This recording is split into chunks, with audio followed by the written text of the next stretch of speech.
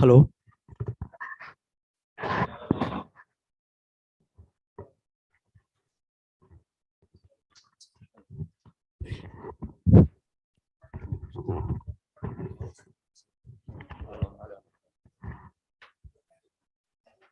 ಕೇಳಿಸ್ತಾ ಇದೆಯಾ? Hello, mic testing. Okay sir,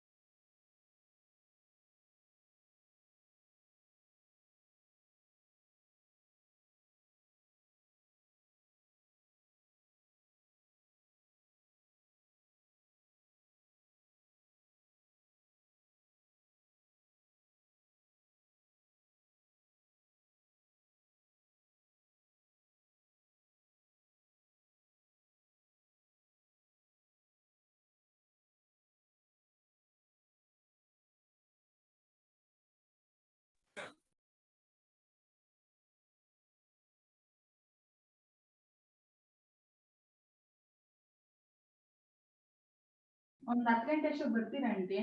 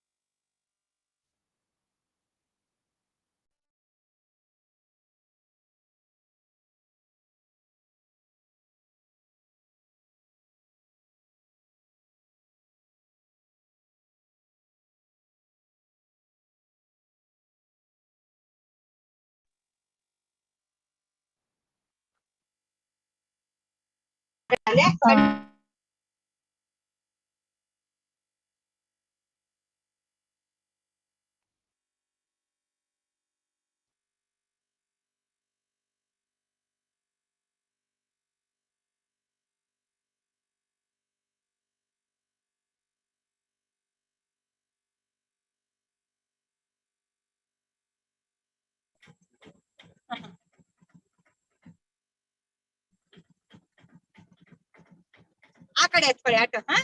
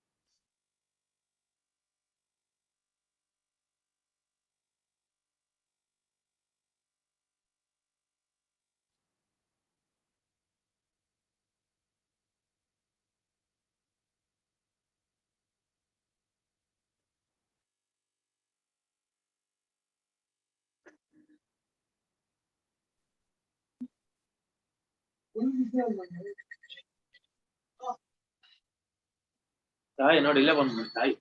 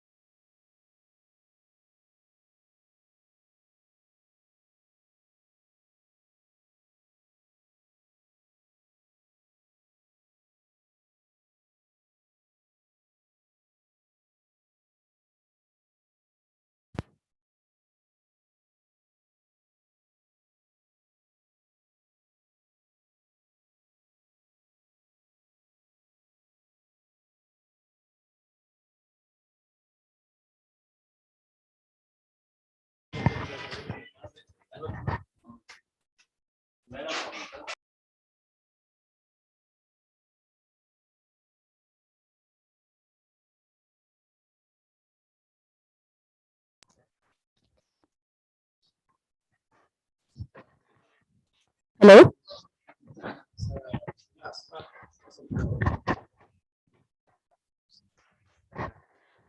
Good morning to one and all.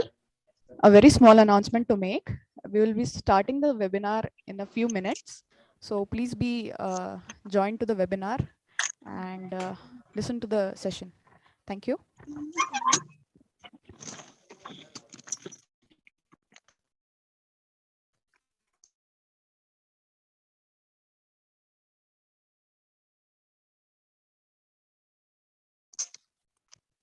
ಇನ್ನು cut ಮಾಡಿದ್ದು ಎಲ್ಲಿ ಒಣಗಾಕಿದ್ರೆ ಅದು ನಮ್ಮ ಪಾಲಿ ಹೌಸ್ ನಲ್ಲಿ.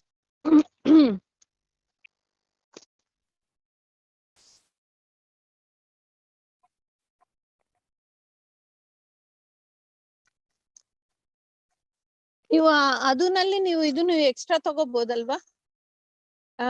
ನಂಬರ್ ಆಫ್ ಇದು ಸ್ಟೋಲ್ ಲೆಂತ್ ಅದು ತಗೊಳ್ಳಿ, ಇದನ್ನಲ್ಲಿ ತಗೊಳ್ಳಿ.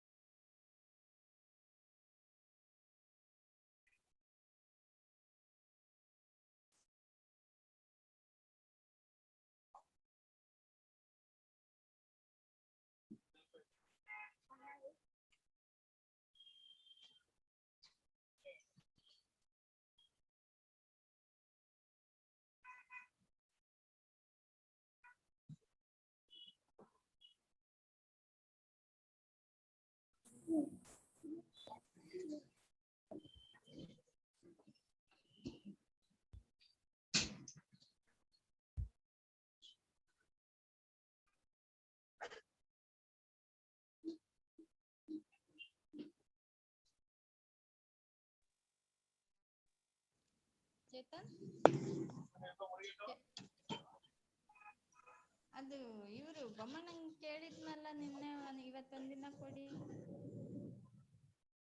ಅಂತ.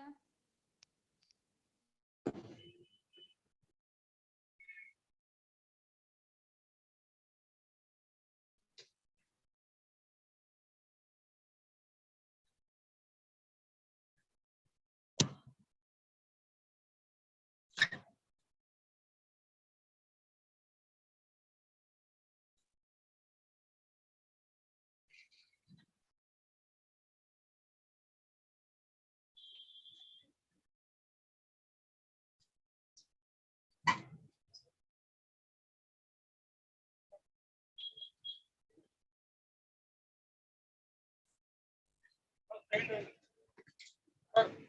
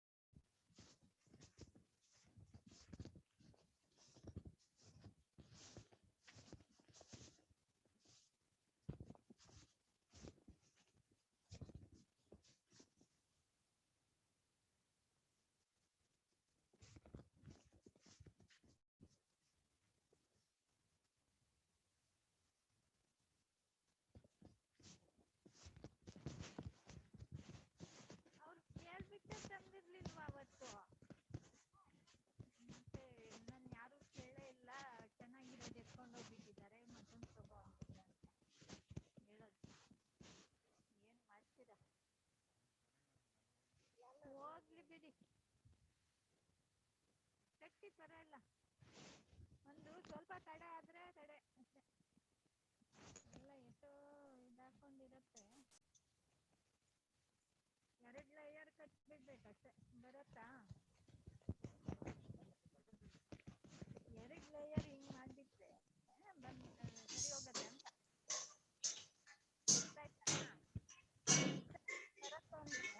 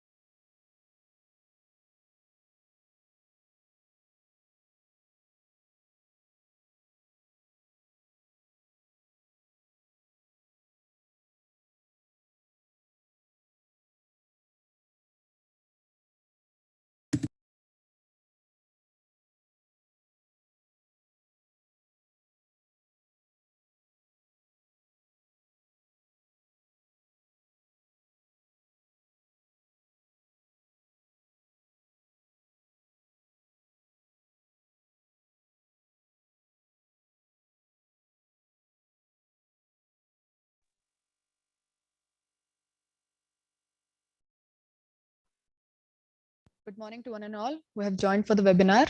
We'll be starting the webinar shortly. So please stay connected. We are waiting for the dignitaries to join the webinar. Thank you.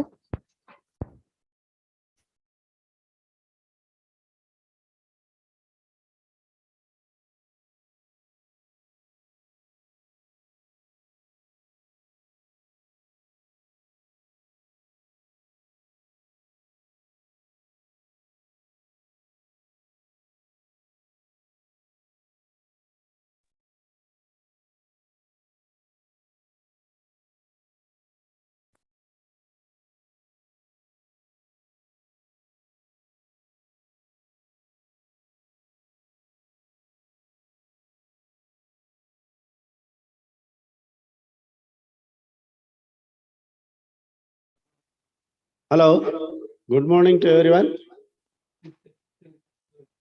Please stay online just a few minutes. We'll start our webinar shortly. Thank you. Mhm.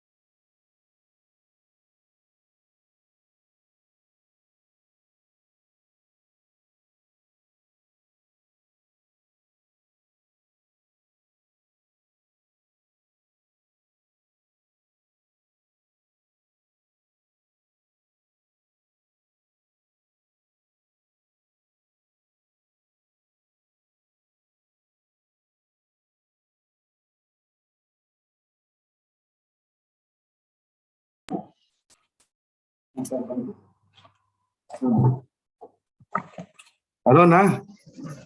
Hello, na? DJ na? Hello.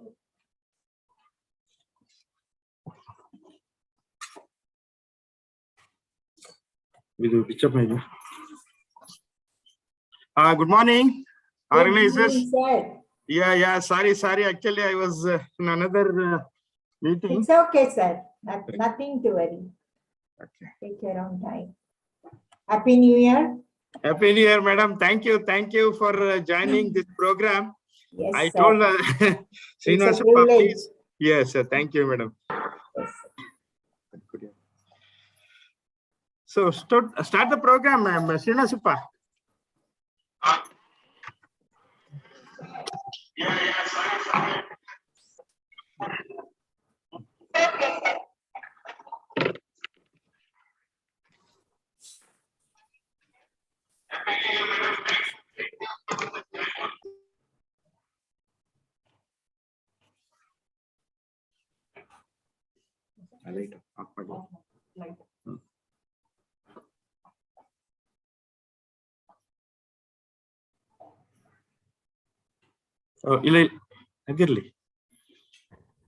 From the past 2 years, we have witnessed that COVID-19 infection has been declared as a world pandemic, causing a worrisome number of deaths all around the world. But still, no single vaccine can be declared as completely effective against the viruses. So, since the COVID-19 outbreak, the benefit has been that many traditional and herbal medicines have been utilized to check its performance against the virus and its different mutants. Therefore, we all have gathered virtually today to listen to the national webinar on the usance of medicinal plants with special reference to COVID-19 pandemic. Therefore, with the beginning of this program, now I request Dr. P. Venkatesh Murthy, Professor and Head, Department of Horticulture, to welcome the dignitaries and the participants.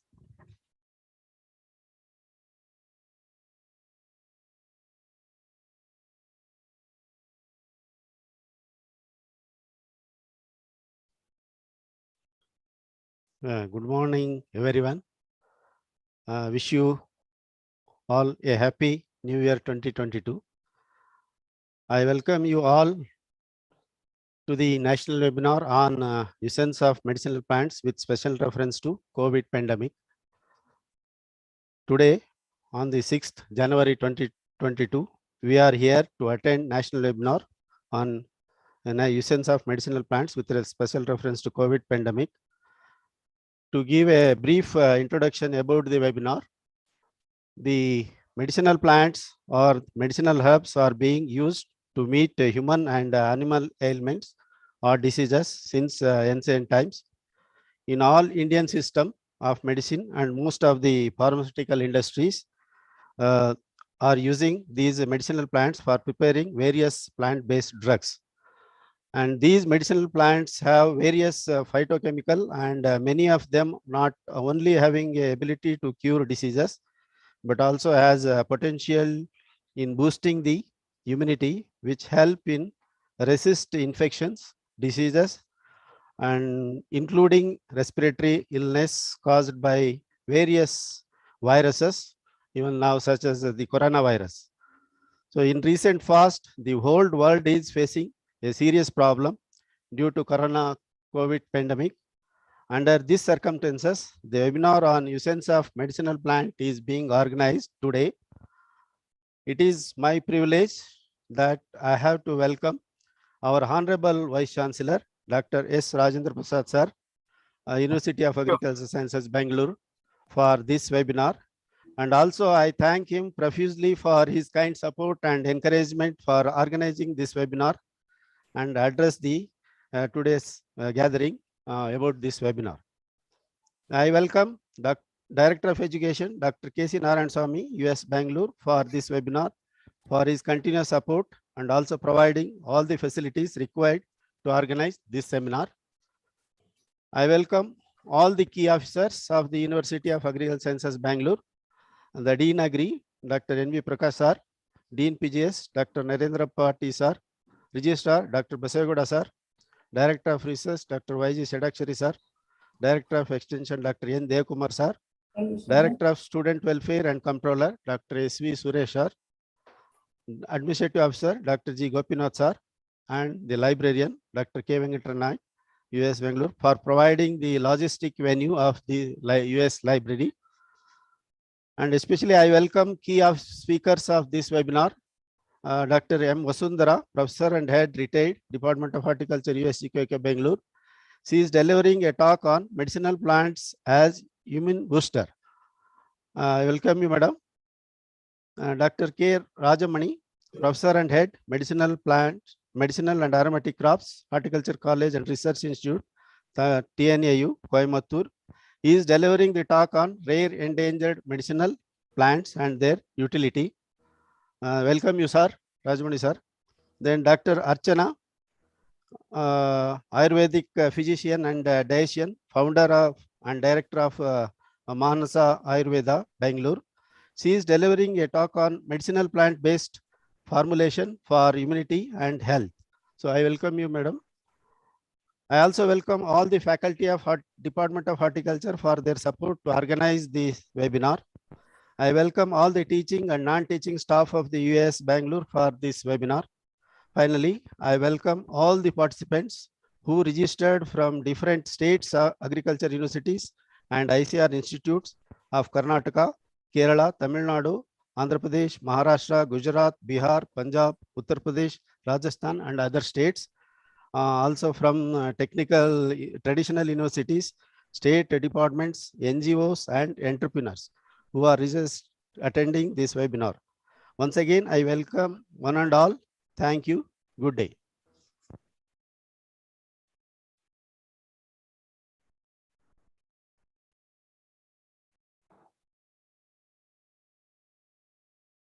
Because she didn't have to. Madam, I didn't- Vasundhara madam, I request please unshare for a minute. Unshare your slides for a minute, madam. She didn't get.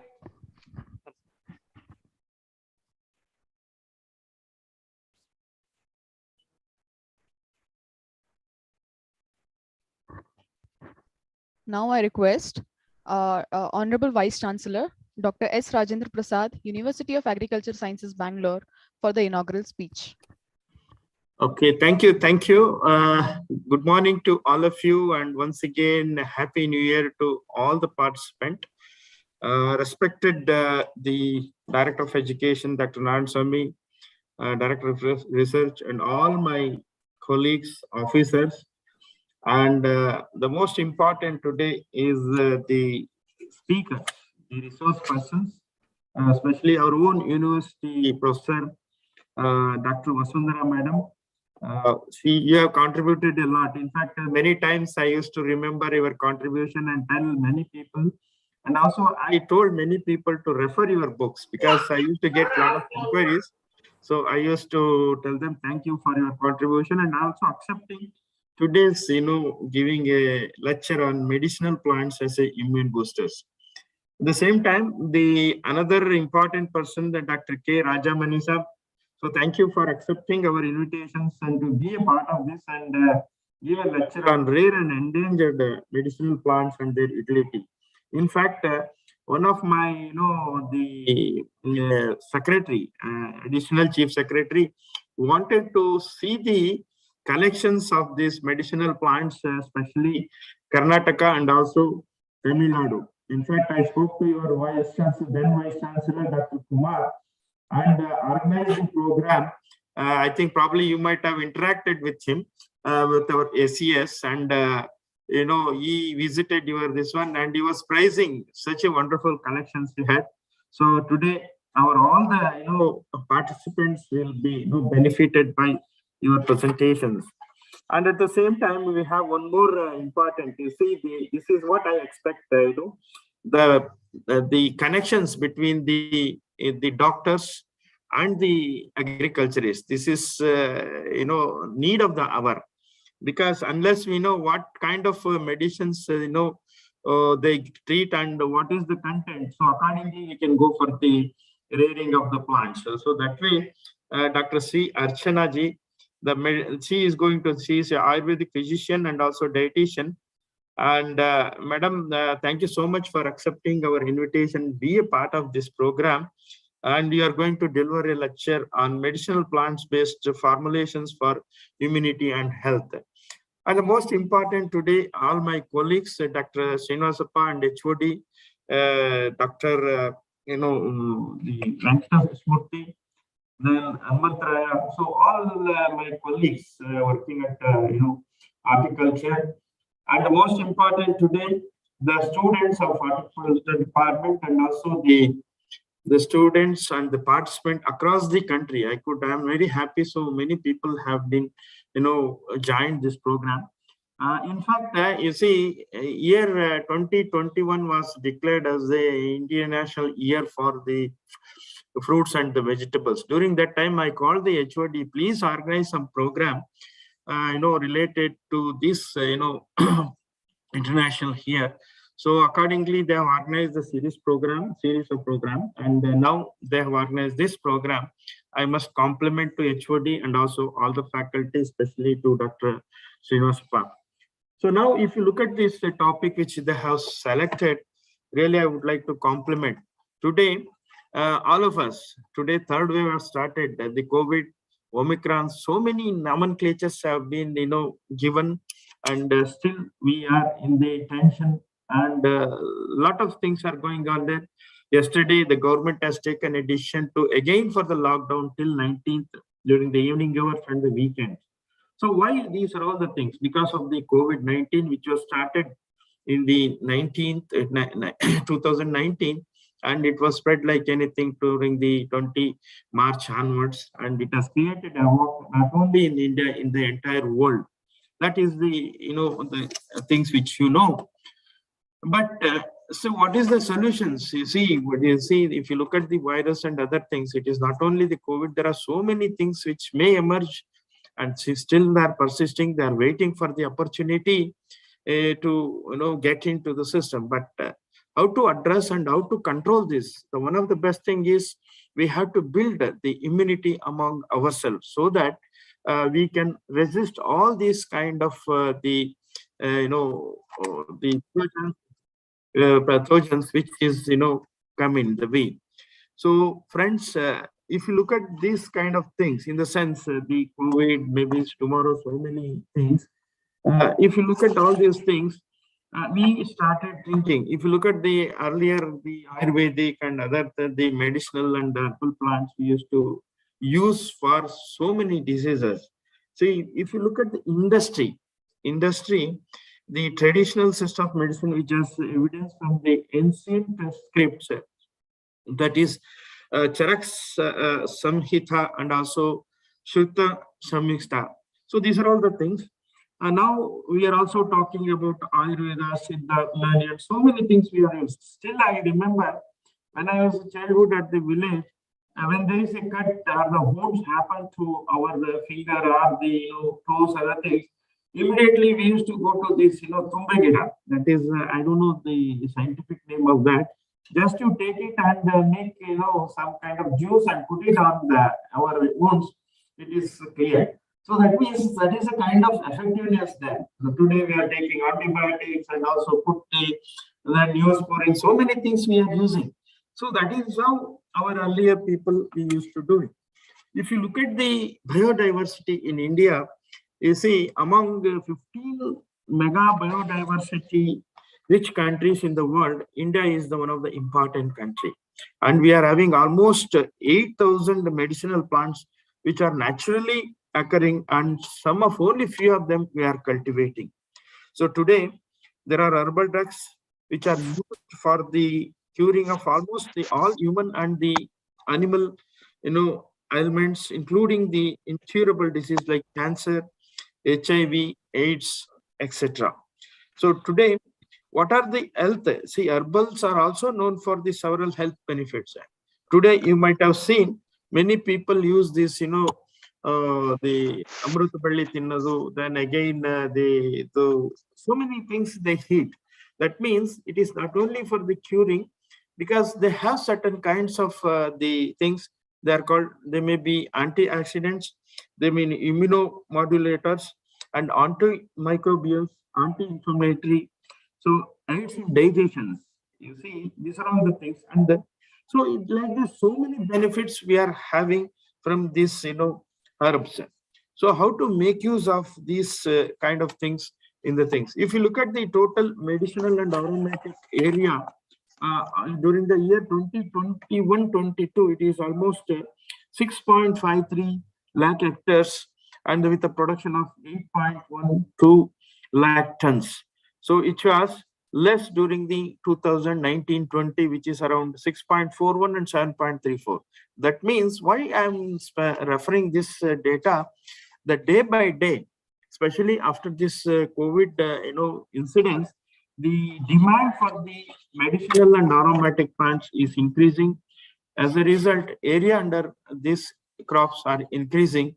So now our role is to, as an agricultural, universities and the other institutions, we have to develop the technology to how to grow these crops in a large scale, and how to, connect the people to the market. This is more important. Today, whatever we are talking about only with respect to the, the immunity and medicinal points of view, but at the same time, indirectly or directly, which is going to benefit our farmers who grow these crops. That is one thing.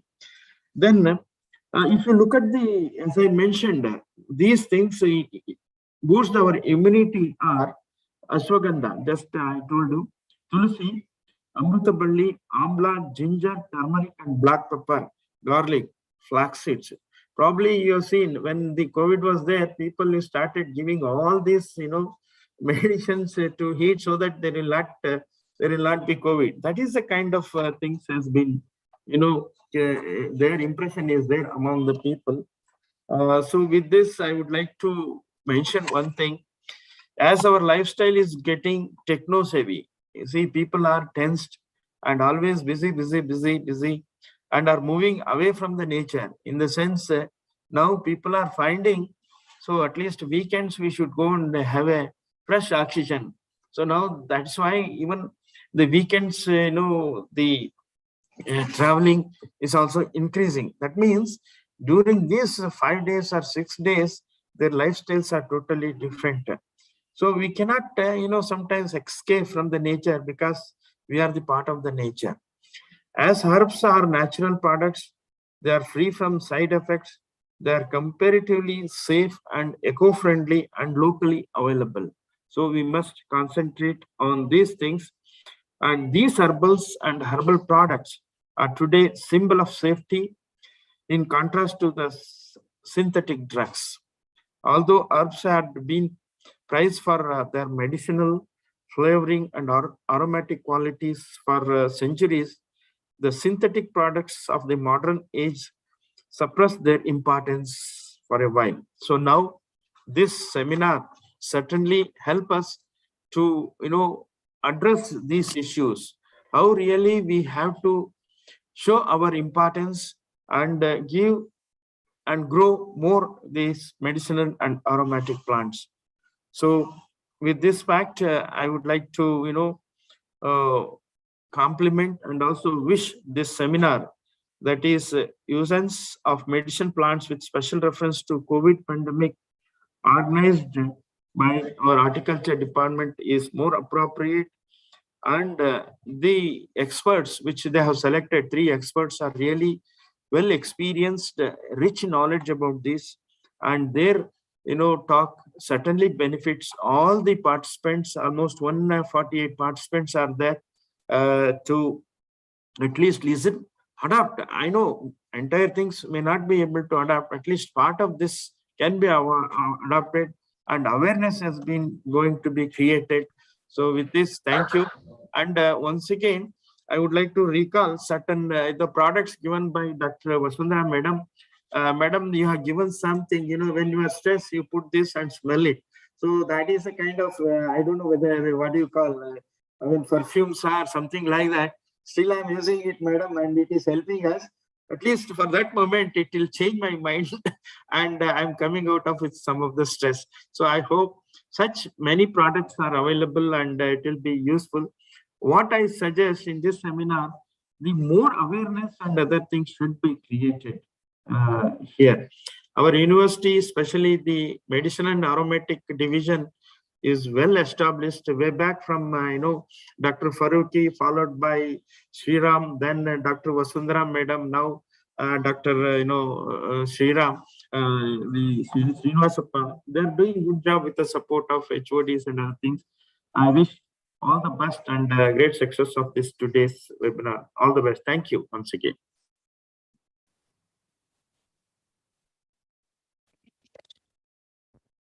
Over to the Dr. Srinivasappa or the Master of Ceremony girl. Thank you, sir. Thank you for the suggestions given by Honorable Vice Chancellor. Now moving towards the technical session of the day, let's begin with the first talk given by Dr. R. Vasundhara, retired professor from the Department of Horticulture, US Bangalore. On the topic of the session is medicinal plant as immune.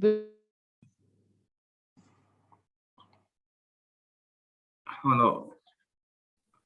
So small correction, it is not Dr. R. Vasundhara, it is Dr. M. Vasundhara.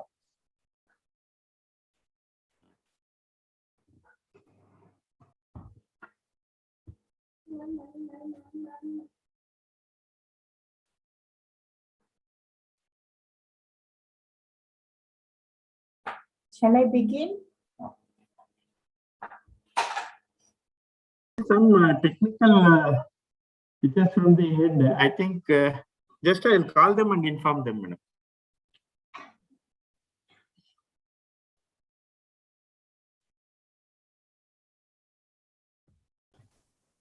Yeah, thank you. So it was a little problem. So I'm a special thanks to Dr. R. Rajendra Prasad sir, but he was very keen and he was also advising us to go for conducting a lot more webinars like this. And he has really has visited several times to the fields also. He is guiding us and appreciating the work also. We are very thankful to you, sir, that you have covered array of the activities that we have been going to cover this today. And then special thanks to you, sir. We all owe to your advice, sir. Thank you. We'll keep up your advice, sir. Thank you, sir. So today's next, we are moving to the next session, that is technical sessions. First technical session will be handled by Dr. M. Vasundhara. We all know that she is a very renowned scientist from the field of medicinal and aromatic plants. She was professor and head from Department of Horticulture, University of Agricultural Sciences, Bangalore. So she has actually, to give a brief introduction about her, here are some of the facts about her. She actually did her degree in BSc Horticulture during 1980 and Masters in 82, specialized in pomology, and completed her postdoctorate doctorate program, that is PhD, during 1988. in plantation crops, especially specialized in medicinal and aromatic plants. I'm happy to say that I'm also associated with her as I'm a classmate of the Dr. Vasundhara Madam. It was very happy to share this and during the postdoctoral, doctoral degree program. So Dr. Vasundhara began her professional career as a research assistant in the during 1982, and especially she started her career in the sericulture department. Later she joined horticulture department, and she started conducting research on medicinal and aromatic field along with Dr. A. Faruqi, who was the one who started there. And then she handled actually headed this section of medicinal aromatic plants from long year, especially 2004 to 2019. She headed the section, and she has been responsible for the establishing and carrying out research, especially on crop improvement, developing package of practices, organic cultivation, value addition, and quality analysis of both medicinal and aromatic plant products. She was responsible for developing the various varieties, especially in the medicinal plants, especially medicinal coleus by name Isiri, which was very tolerant to nematodes and high yielding one with a very good quality yielding. And one more the variety to mention, stevia. Stevia, we all know that is a sweetener, the calorie-free sugar, which is a very boon for the diabetic patients, under which she has developed one variety, that is GKVK stevia 1, which is having high stevia side content, which is responsible for sweetness, but it has no calorie, so that the diabetic patients can enjoy that. So apart from that, she has handled a lot many projects, nearly worth about 10 crores, and also receiving from ICR, NATP, NAIP, NHM, and NMPB, National Medicinal Plants Board, and successfully completed those projects which she handled. And importantly to note that, so she has really astonished to see that she has established a very good aroma garden, which was inaugurated by the renowned scientist, that is Dr. M.S. Swaminathan then. Then she was also responsible for developing a lot of the revolving fund, under which development of M&AP section has been undertaken, generating over 1 crore worth rupees by selling the planting material, and also conducting various training programs, including training programs on to the graduate students also. And she has undergone their trainings also, higher trainings, especially in different countries like Taiwan in tissue culture, in practices from Indonesia.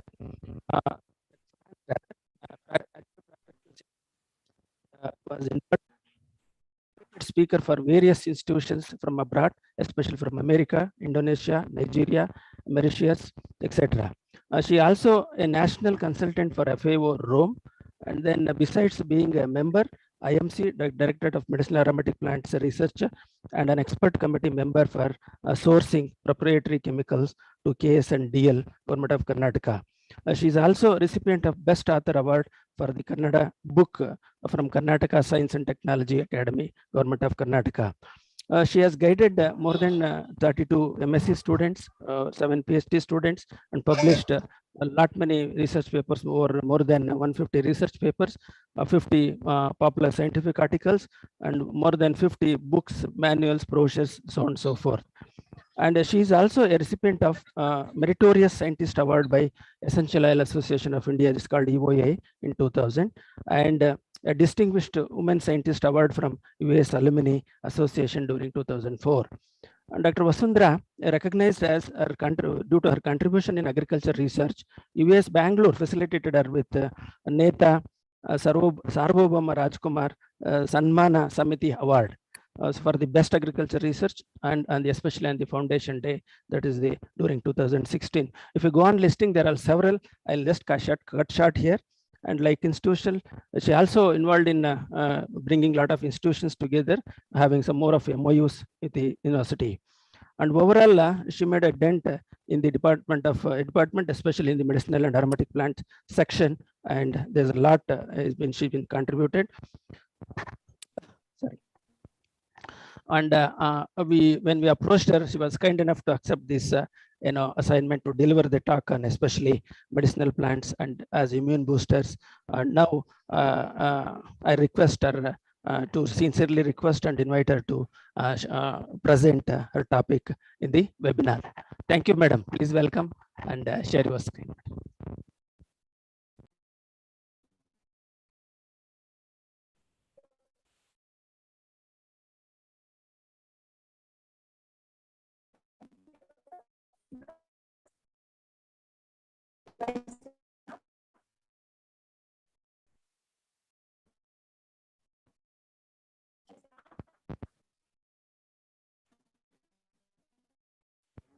Madam, please turn on your audio, video, both video and audio, madam, please.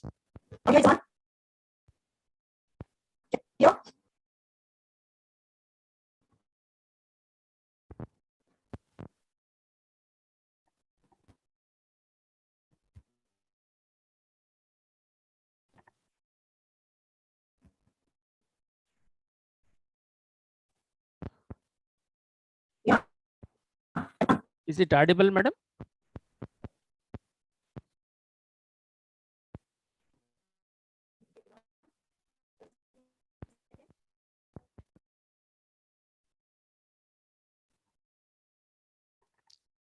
So Dr. Vasundhara madam will be sharing us the slides, and please test.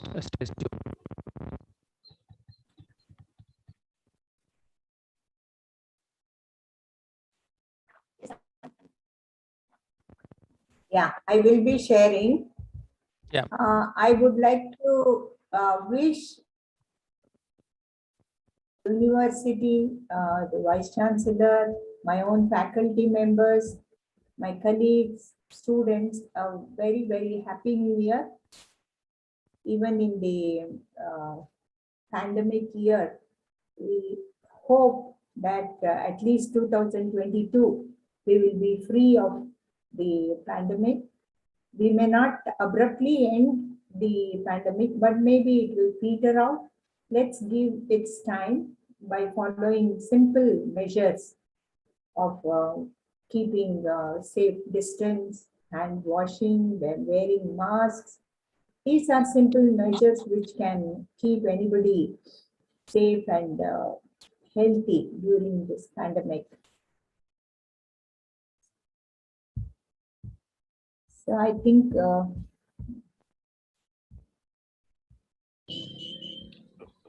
Hello. yes, one second.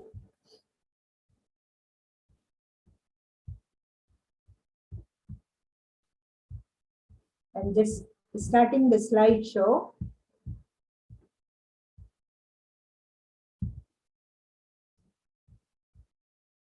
Yes, I'm on. Since the Vice Chancellor has given an elaborate overview of the medicinal plants as immune boosters and also the general statistics, I will not be talking much about the general issues, but I will straight away go to the subject to which I am allotted. I think I hardly have half an hour or so. I'll try to cover as much and give as much information as possible. It was 2020, January 25th, when the Chinese calendar starts the new year. And we were in Vietnam with a group of friends and family. We just heard about this COVID, Corona, and we didn't give much thought to the crisis, and we thought it must be something like some viral fever or something like that. Though we were a bit scared at that moment, immediately one of our friends got us a lot of masks, and also there was no specific medicine at that time. But we tried to keep ourselves away from crowded places and wearing masks and things like that. Then when we returned to India after 15, 20 days, there was a huge hue and cry about this. And we were wondering, where is China, where is Bangalore, and how can it simply attack us like this? Some Wuhan in China, how could be the center for such a pandemic? And even after that, we were fortunate that we didn't get, or then the testing was not there. They had not standardized what to test, how to test, and things like that. We came back unharmed. We were healthy, no issues. And then again, we went in March to Andaman and Nicobar for another 10 days of vacation. Fortunately, there also there was no report of corona. And after we returned, immediately we were under the attack of the lockdown. And I have survived the first and the second waves of corona, but I don't know about the third wave. But anyway, we are fortunate to be vaccinated. The Indian government has taken a lot of measures, though India is supposed to be the worst affected during the pandemic. But we are fortunate to bounce back and to get back to the economic level, the crisis, we are somehow been able to manage, and we hope we will manage further. But still, if there is a tablet which is cheaply available, so that a precautionary measure can be taken, then the problems would be solved. But as of now, we do not have that facility. We have to rely on the vaccines, which is given free of cost. People are not taking the vaccination. This has to stop somewhere. People should be aware of taking vaccination, at least 2 doses. Now the booster doses are already in the market, and we have to rely on safe practices, especially the youngsters, the children. Will have to be very cautious. I will skip the introduction part. Biodiversity centers, number of plants, all this has been already spoken to. In this slide, I would like to highlight that we are all made up of these 5 elements, the sky, the earth, and air, water, etc. But we go back to these, we have come out of these.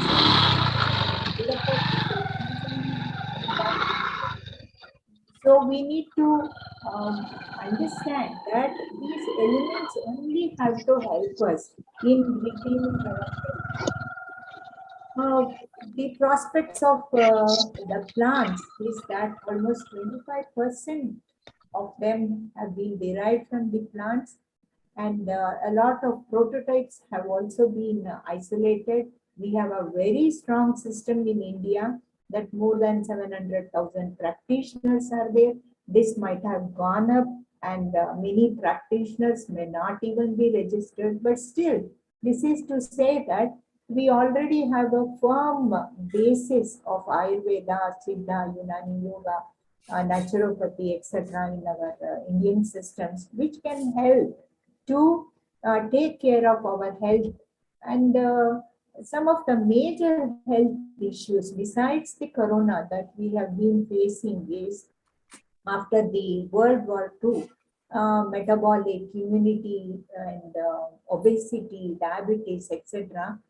These are all the problems that the new age public or people are going through. Their incidence has risen because of the industrialized world, and also recently in the developing countries also. What does it mean? Is it that we are not being able to contain, or is it because of the enormous cost of these diseases? The government has to shell out a lot of money for helping the public to be healthy. A healthy public reflects a healthy nation. If it is unhealthy, then it reflects on so many other economy of the nation would be at crisis. And what are these health problems or the diseases? One is obesity, which costs around $2 trillion, and diabetes. Obesity itself is $2 trillion, and globally it is very expensive. And the top selling drug, you may wonder that it is not for cancer or infection, though the worldwide infections are the biggest killer. Now corona is coming to effect. Earlier also, the infectious diseases would kill people more than any other disease, like malaria, which has killed almost 3 million people, out of which 1 million children are dead. So this industrialization also stresses on the influence on the microbiota. These microbes, you know, they are all found in the environment. We do not have a proper exposure of the beneficial microorganisms. So what is happening is our immune system has gone bonkers, and the presence of medical care, including perinatal antibiotics, the cesarean section delivery, all these have made the exposure to microbial diversity minimum, because we are sterilized at every point and the children are not being exposed to the microbial diversity or the beneficial microbes, which emphasizes on their early exposure to different problems, health issues, especially the children. However, the elders are much better off that way, except the age or other diseases which they may expose them to the problems of corona. Another important issue is dementia, which may not be very relevant at this point of time. I just want to highlight that because of the other risk factors, you know, because of corona, there can be sedentary lifestyle, unhealthy diet, then abuse of alcohol, hypertension, loneliness. Several of these social issues can become basis for dementia. Especially in Asia Pacific, there are 800 individuals added every day, and global anti-aging market is blooming from 2013 to 2019. So another problem is cancer. Why I'm talking about all these is, if your immunity is down, if you are following unhealthy practices, then you are the target for cancer. And globally, number of cancer deaths is increasing, and that is the second leading cause of death worldwide. 1 in 8 deaths worldwide is because of this. And generally, Indians consult doctors only when recovery is very difficult. And deaths between 30 to 69 years in India is more. In US, it is above 70. That means they do take care of their health issues. And 70% of the patients die in the first year itself in India because of late detection. It could be due to several issues. One of the factor is tobacco usage. However, there could be several other problems also. You know, every 8 minutes, there is a woman dying of cervical cancer. And for every 2 women who has been newly diagnosed with breast cancer, 1 woman dies of it. There are 2,500 persons dying every day. All these anti-immunity problems are whatever your susceptibility to immunity can cause in the long run to cancer. So that's what I wanted to say. Hence, everybody has to prevent or get screened or detected early and treated at an early stage. Any simple symptoms have to be taken care of immediately, especially women. So where does the proper diet come into effect? If you want to be healthy without getting any kind of diseases, then the food happens to be the major issue. See, for example, I'm showing you a slide wherein I've described it as acidic, neutral, and alkaline. All of us are aware that 7 is neutral, the water is neutral, it doesn't have any kind of taste, it is bland, while the acidic foods are the carbonated waters, club, soda, energy drinks, all these have to be stopped. We are not supposed to eat acidic food, especially the popcorns, cheese, prunes, pastries, pasta, cheese. Now, these are the order of the day. You know, people are busy, they are stressed, they are in a hurry to complete their task, or they do not have time to cook their food. But all this has to stop, and people have to think of slow living, slow cooking, and also eat good foods which are alkaline, especially avocado, spinach, broccoli, artichoke, etc. There is plenty of it in our own country, the radish, the pineapple, cherries, etc. These are what we have to eat. And if you divide your palate into four, then fruits have to contain one part of it, the vegetables, and the rest. But actual plate contains more of potato, rice, or junk food. This has to stop. So once your food is in order, you take the right kind of food, then definitely your health is not at risk. So what is this phytotherapy and how do we utilize these medicinal plants for the beneficial effect? I think we have another speaker who will be talking about the preparation part and also utilization part. I will focus more on its botanical identity and the components which are known for the immunity boosting effects.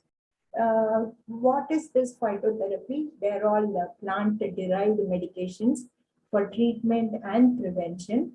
They're all pharmacologically active action. All these plants contain several chemicals which could be used in the whole form. You can use the fresh plant or a dried plant. It could be an extract, it could be a tincture, it could be a supplement, or simply dry it and powder it and they can be used.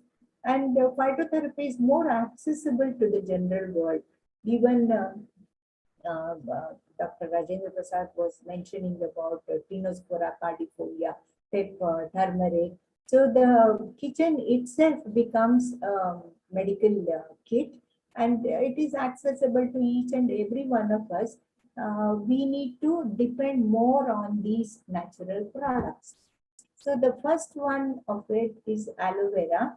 Aloe vera is originated in South Africa, and you see that this is a very easy plant which doesn't require more water. But I see people do grow this aloe vera. Just one single plant will be there, and it will be lying on the compound or in a pot for so many years without even being touching it. So just by keeping an aloe plant, you will not get rid of your problems. Try to use it. So on a daily basis, you can have 5 to 10 plants in your garden or in your balcony, in a pot, and then utilize these plants. Well-grown leaves have to be selected, and you have to scoop out the content. The white content is what is more preferred. Also, when you cut an aloe leaf, you will come across a yellow liquid which is purgative. That means it can cause diarrhea. Therefore, avoid the others. Only use the white portion which looks more like ice and almost tasteless, but it has several of the wonderful medicinal component. And as all the vegetables and fruits, it also contains around 99 to 99.5% of water. The rest, 0.5 to 1% is the solid material, which contains around 75 different potential chemicals, fat-soluble vitamins, minerals, enzymes, polysaccharides, etc.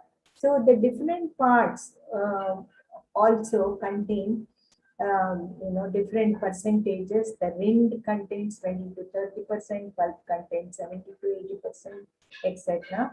Non-starch polysaccharides are also available. Lignin is available.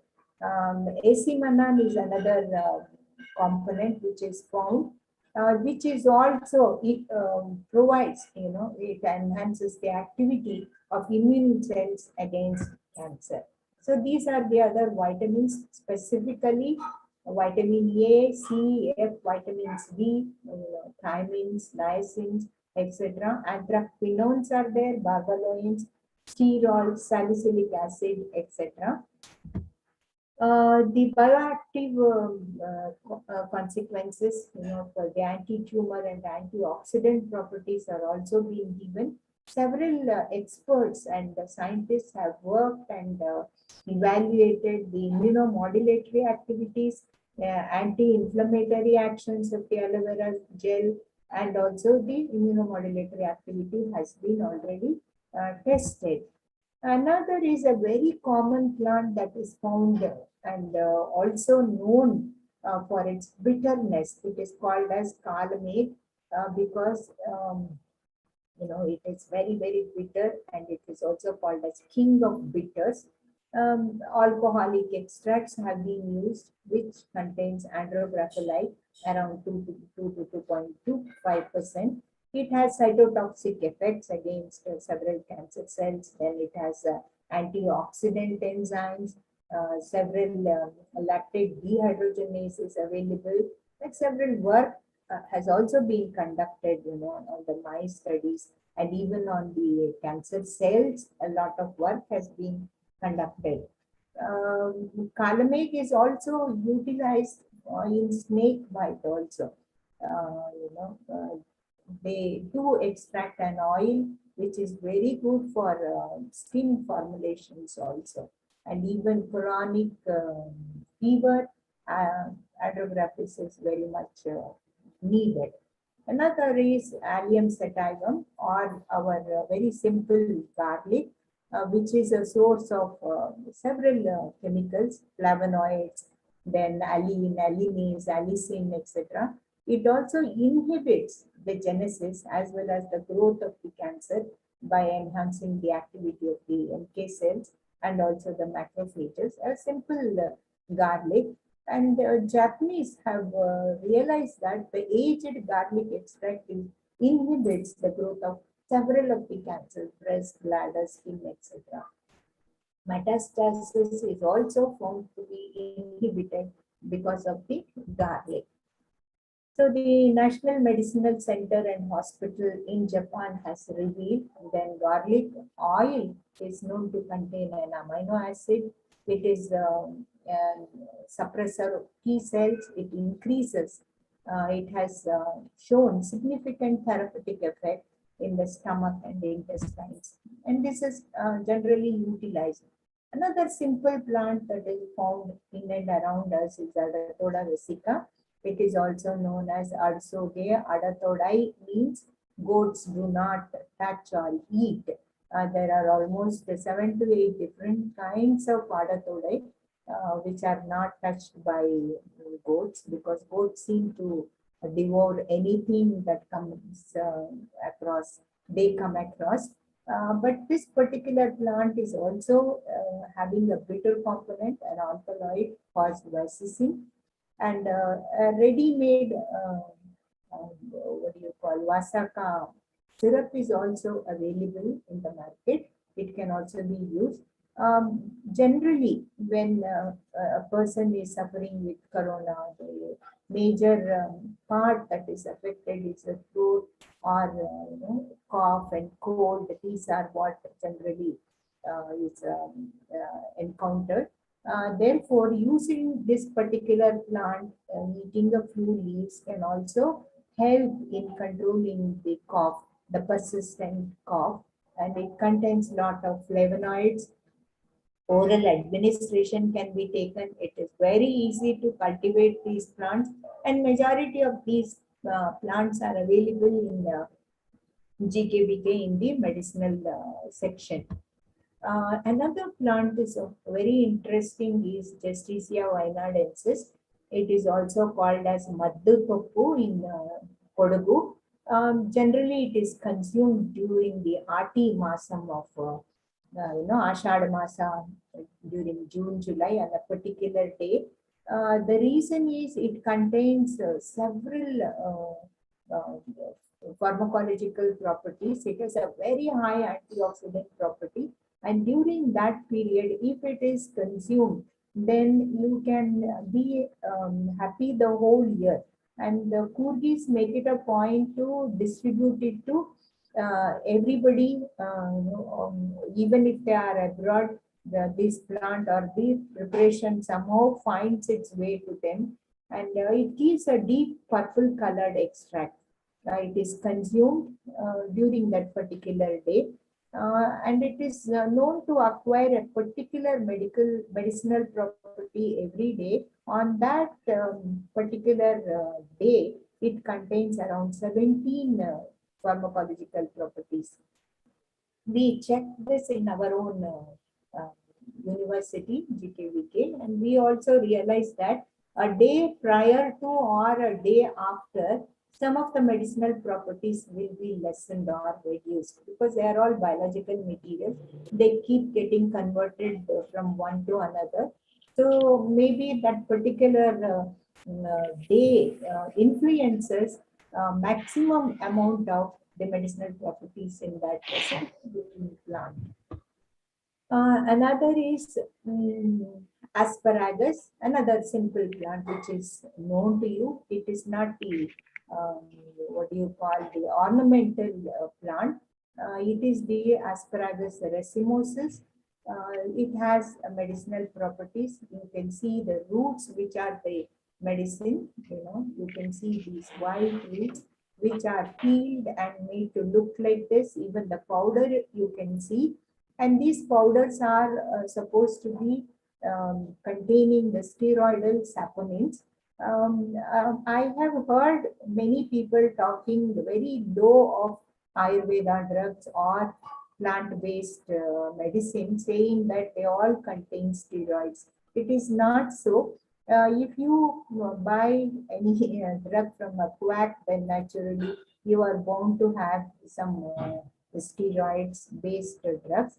But if it is a genuine plant-based material, then it is bound to give you the kind of health that you are expecting, and not overnight. All these systems work on a very prolonged basis. Overnight or immediate relief may not be possible. Therefore, a minimum of 21 days or minimum of 3 weeks is what is suggested. Similarly, neem, I don't have to say, because every Indian, every household will know the benefit of neem, and even today, people do use this as a toothbrush rather than the regular toothbrush in villages. I hope there are enough number of trees. It is our responsibility to conserve these plants, grow them, and also use them. It has treatment for 40 different diseases, including the plants. Even for plants, we use the extracts that are obtained from the neem seed oil. Similarly, another plant, which is a very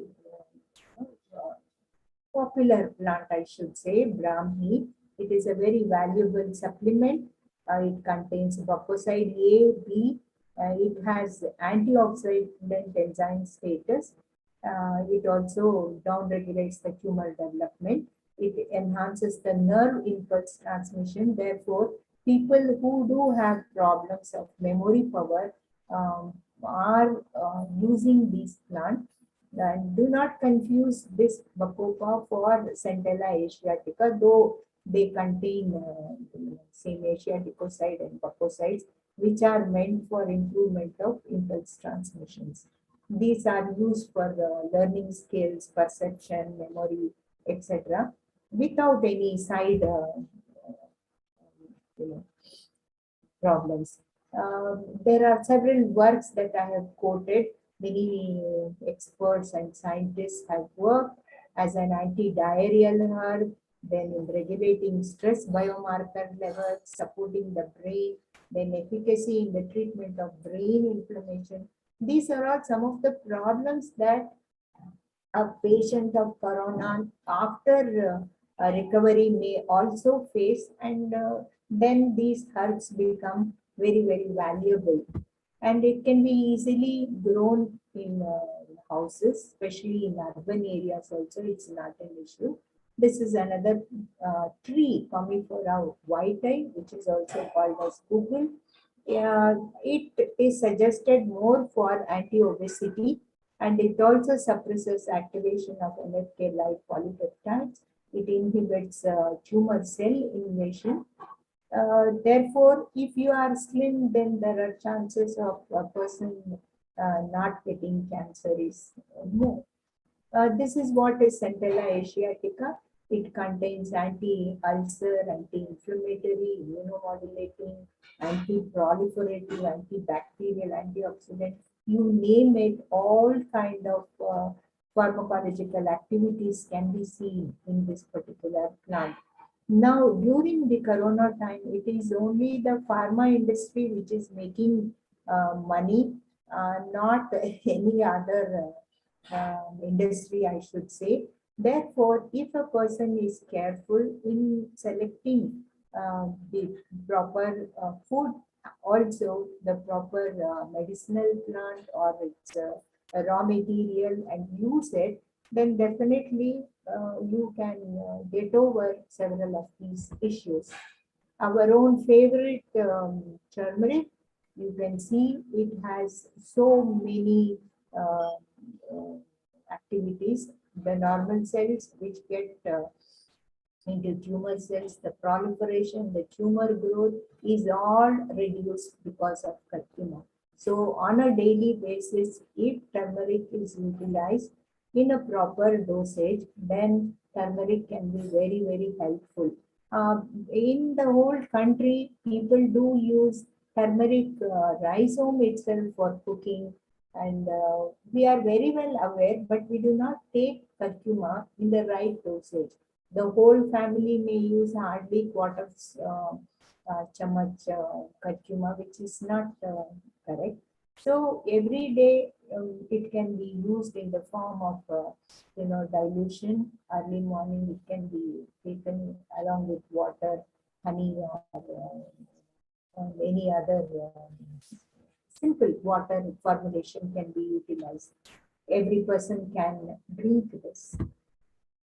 So these are some of the other properties, protection against damages to lung tissue. So this is what I wanted to stress about turmeric. And there is black turmeric also, which is also very good. Now the black turmeric cultivation is also happening in huge areas. And though black turmeric was known to have different kind of properties for mata, mantra, things like that, but actually it is a very good medicinal plant. Similar to curcuma, it has much more flavor and much more medicinal properties, and that can also be utilized, which is available in the wild, and also it has come into cultivation. That is one good thing. Many animal studies have been conducted. The dosage, what is suggested, I was talking about dosage, around 400 to 600 milligrams.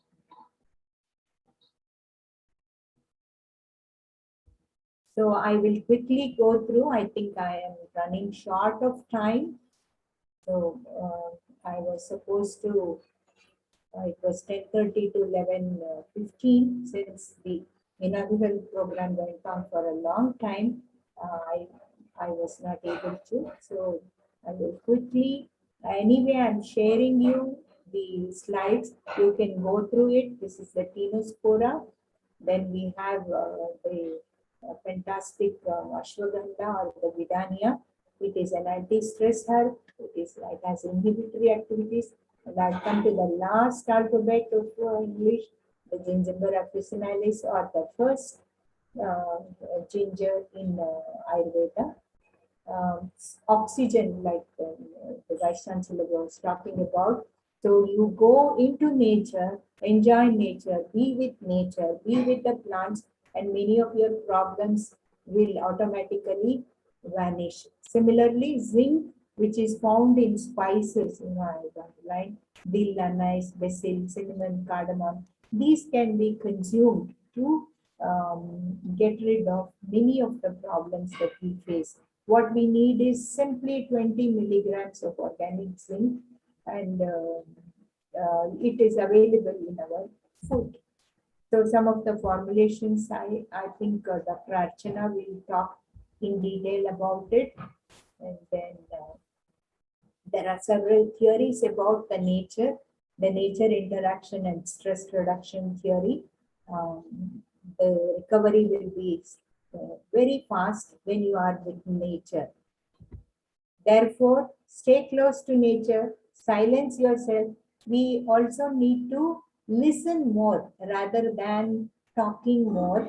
And plants have several secrets to tell you. If you sit in a garden and allow yourself to introspect and just look at the plants, they will tell you many stories and many things that will heal you. Healthy lifestyle, exercise regularly, eat organic food, manage stress, and you will definitely maintain your optimal. So stay safe, use the masks, wash your hands repeatedly. Otherwise, once the pandemic is over, India will get back to many issues or problems. Therefore, these are simple suggestions besides using several of these medicinal plants to your advantage. So if you are with nature, don't you think the left side of the slide is much more worthy than the right side with structures and steel and etc. Man-made structures will never give you happiness, while the plants give you all the benefit that you need. So with a thank you, I thank the organizers, the department, our own faculty, all of them. I give a big thank you. And during the pandemic, let everyone be happy and healthy. Follow the guidelines which are prescribed. Get vaccinated. That is more important. Yes, sir. I'm through and thank everybody. Now, this next speaker, Dr. Rajamani, is there. It's nice knowing you, Doctor. It's a pleasure. And I hope you will also join me. Thank you so much. Thank you, madam.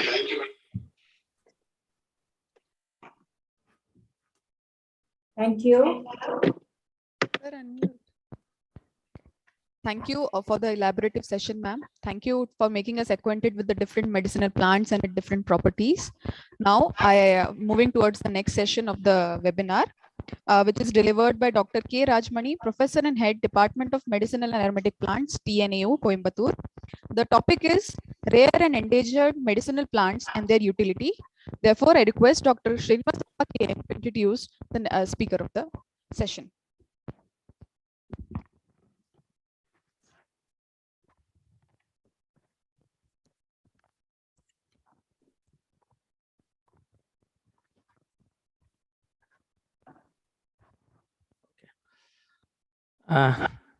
Good morning, sir. Rajamani, sir, before that, I just would like to thank profusely Dr. Vasundhara Madam. She has bundles of information, but due to shortage of time, she could cut short and give the required information. And I profusely thank you, Madam. We will look forward for more association in future also, Madam. Thank you so much, Madam. And then moving on to the next speaker, that is Dr. K. Rajamani.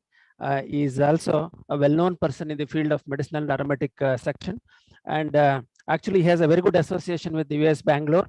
Way back with the association with the D1 Dr. A. Faruqi, he is associated and continued with Dr. Vasundhara Madam, and so we are also looking forward for a kind association in future also, sir. Dr. Rajamani, sir. So to introduce in brief about the Dr. Rajamani, sir. So he is currently serving as a professor and head department of medicinal and aromatic plants at TNAU. Of course, he is also holding the charge of floriculture, and he has put up more than 32 years of service and in research and education, especially in the field of horticulture, more precisely in medicinal and aromatic plants. So handled 20 externally funded projects in medicinal plants as principal investigator with a total budget of more than 12 crores since 2006.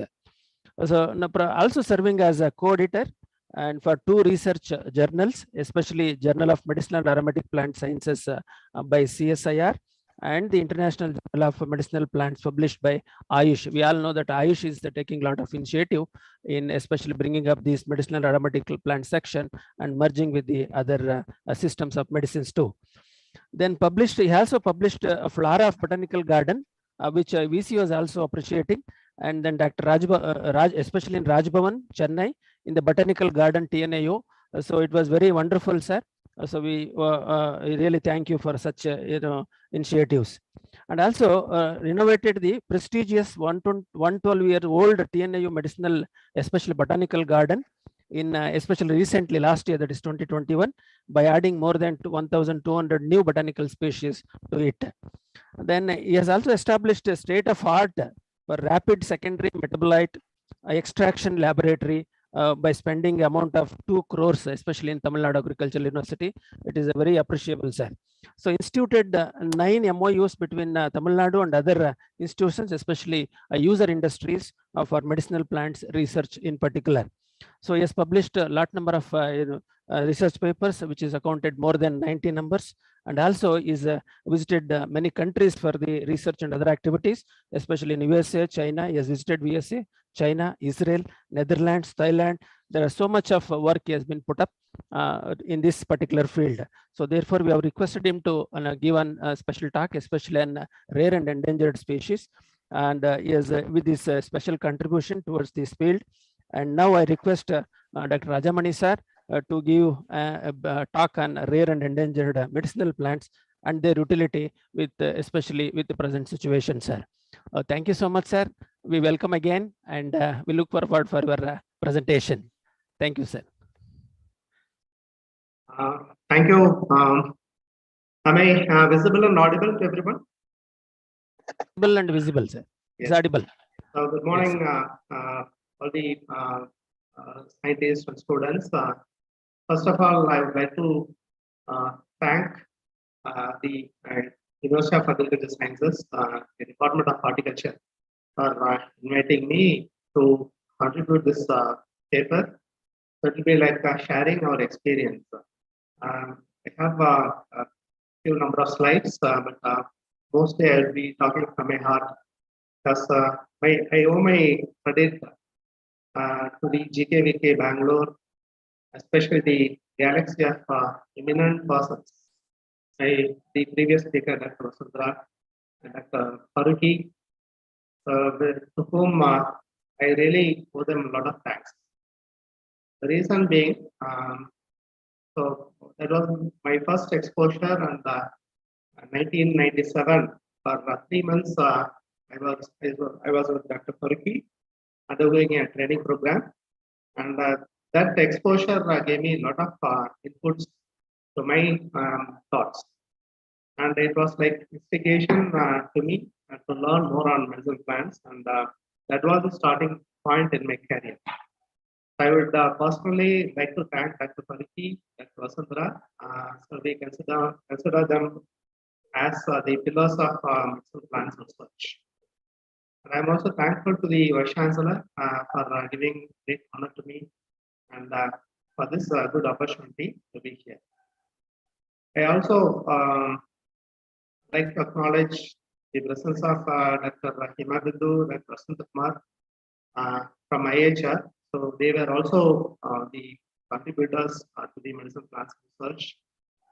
And on behalf of them, I would be sharing my experience.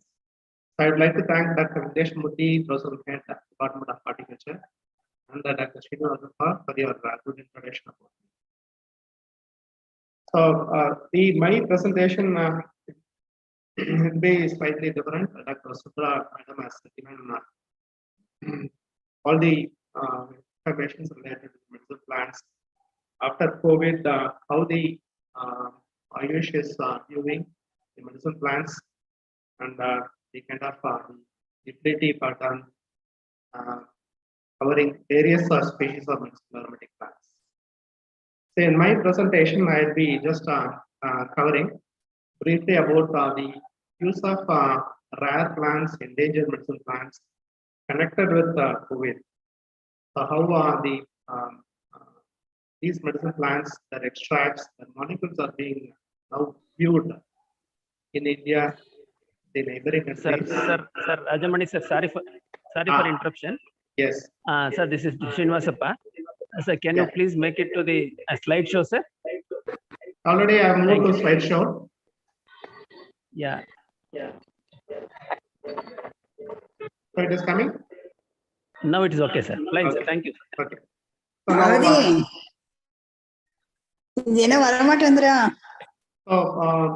this COVID has taught us how our indigenous medicinal plants, the traditional knowledge on medicinal plants are so very pertinent to safeguard our health system. So to start with, one important information related to COVID. Since its inception, when COVID started in 2019 and 20, so people were apprehended, and we had little information how to start to maneuver this COVID threat. So in this point of time, there were certain points like the use of the cinchona-based plant extracts, the hydroquinine, the hydroxychloroquine tablets that gave the initial lead. So the world over, the scientists started probing into the ancestral and traditional knowledge, and with the help of the molecular docking studies, they were able to pinpoint certain plant extracts that can exactly help to manage the crisis.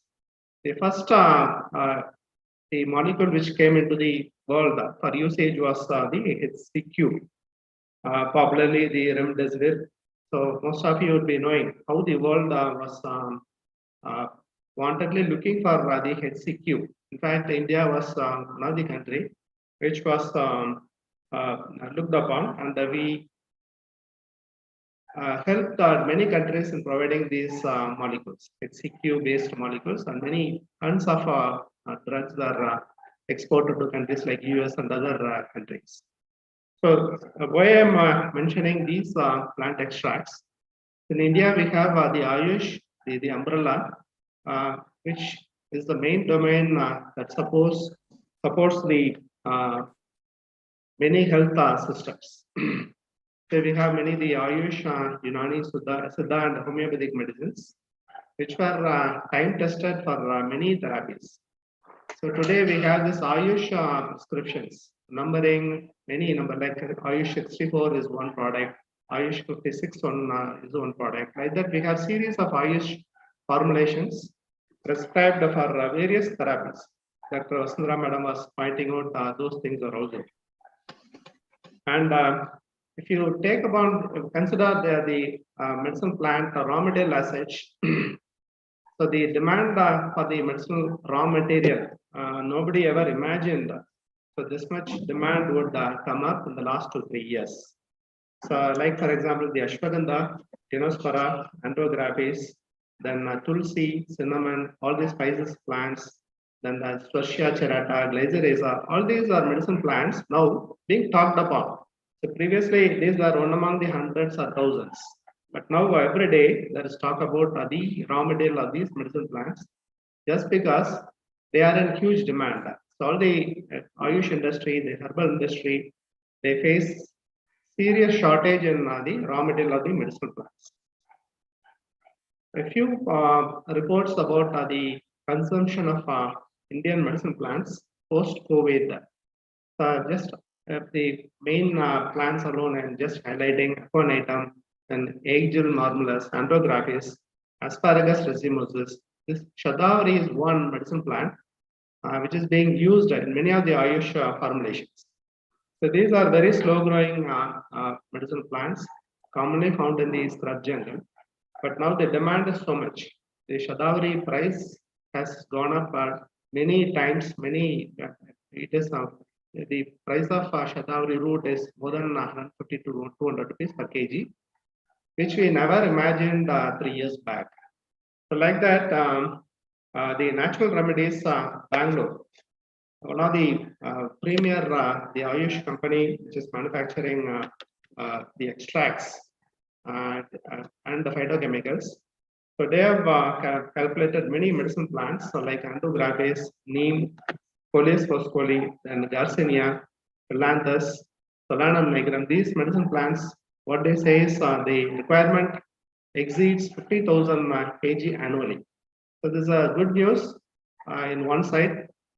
And the same way, on the other side, the natural habitat severe loss is also taking place. So we need to address both these sides. Similarly, from Kerala, the Ayush sector is projecting demand for plants like the Vilvum, the Eagle mormulus, then Boerevia diffusa, Piper longum, Sida cordifolia. So these species, they have calculated a huge demand in future. So in my presentation, I'll be just going through few photographs of plants which are becoming very, very scarce in the availability in the natural habitats. The first species I would like to pinpoint is our Shatavari, Asparagus racemosus. So normally the price of the dry Shatavari roots used to be sold around 50 to 60 rupees. Now it is really heartening to note that the prices have gone up some 4 or 5 times. So resulting in a need to go for commercial plantation. So the demand still many papers are being published on how much the Shatavari natural collections are being made. But when compared to the natural collections, the demand has exceeded the supply. So that is what I would like to say. So now Shatavari is entering the list of the organized cultivation list, so that we have to introduce good cultivars of Shatavari in farm holdings. On a sustained basis, we need to produce Shatavari in great volumes. So that is the requirement of the Ayush industry. And it takes 2 to 3 years for the crop maturity, and only by third year the crop is harvested. So now the trend is to grow Shatavari in farm holdings as an integrated crop. So being a long duration crop, so we are actually training the farmers to go for the multiple crops, short duration, medium duration crops, and the long duration crops like Shatavari on a continuous basis, so that the demand can be met in coming future. So many interesting compounds have been isolated from this root, the saponins especially. Shatavari is one plant which supports the nutritional requirements. So in most of the Ayurvedic formulations, this is being added as one of the key ingredients. So to support the immune system, we are adding many medicine plants like Dinospora. But to energize the patient, so his tissues will be demanding the energy. For this purpose, the Shatavari based compounds are being now looked upon. Then the second species which comes into the rare status as of now today is Rauwolfia serpentina. Again, one of the very old traditional species. It is being reported for more than 3,000, 4,000 years in our traditional text, or the Ayurvedic text. But today, the Rauwolfia serpentina is no more available in its natural habitat. The reason being, like Shatavari, this is also available only in the natural habitat, the two in very few pockets in India. And due to the destructive harvesting, the plant has lost its the availability, and now it is under the category of RETs. So this plant, especially the root, is being prescribed for regulating the blood pressure. And today, Rauwolfia serpentina is not available in India. So we are importing from other sources. That is not the message. But today, there is one alternative for this species.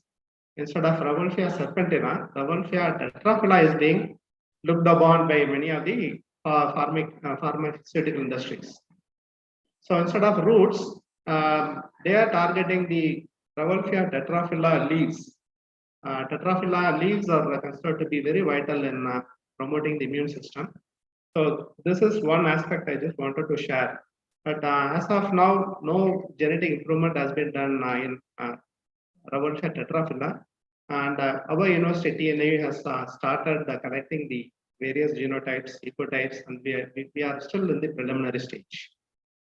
So very interesting compounds like reserpine, then agimalin, agimalicine, then serpentine. All these are principal pharmacological compounds, active compounds, which are being used in the Indian pharma trade for preparation of various medicines.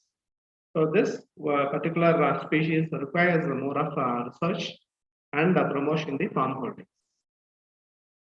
Then, as Dr. Vasundhara Madam pointed out, the giloi, the Tinospora cordifolia, is one species, botanical species, which suddenly the market went up several hundred times, I would say. So the price of giloi, the stem, the dry stem, used to be around 40 to 50 rupees, even lesser than also. Now we can never imagine the prices have gone up to 300 rupees, 400 rupees because of the COVID related the Ayush medicines being prepared mainly based on this giloi. So Tinospora is one very hardy, yes, scrubble. It used to grow in scrub jungles and the dry forest areas. In Tamil Nadu, we have many ecohabitats known for Tinospora cordifolia, naturally found 5-year-old plants, 10-year, 20-year-old the climbers. It used to look as a woody liaison climber. So those stems are the target for the traders, and now there is very serious destruction in the natural habitat. So one of the key ingredient of Ayush formulations is giloi, and the National Medicinal Plants Board is considering this medicine plant as one of the super medicine plant among the other medicine plants.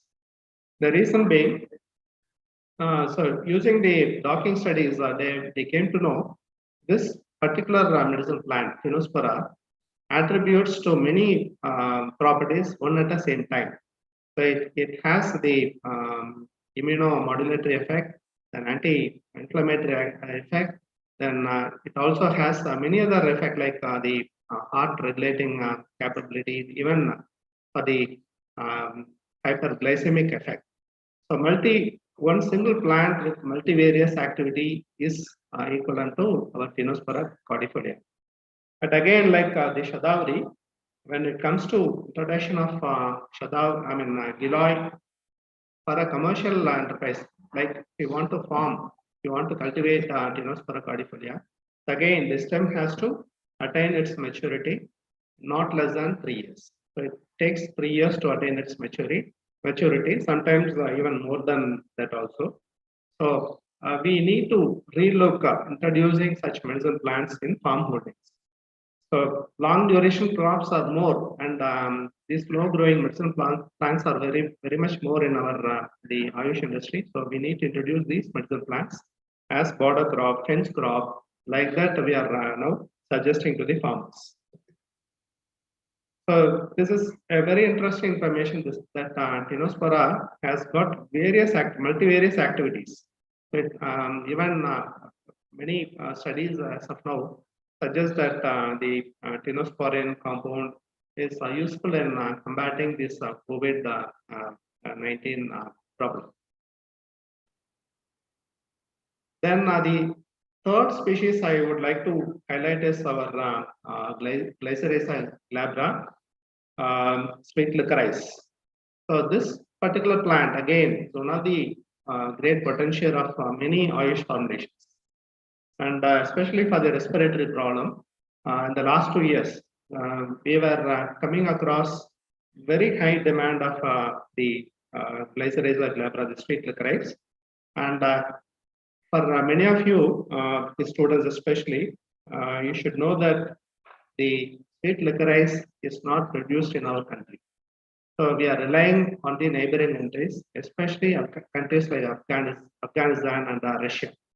So this plant is mostly collected from the dry deserts. Wherever there is snow, this plant grows very profusely, and it is naturally harvested and it is exported to all other countries.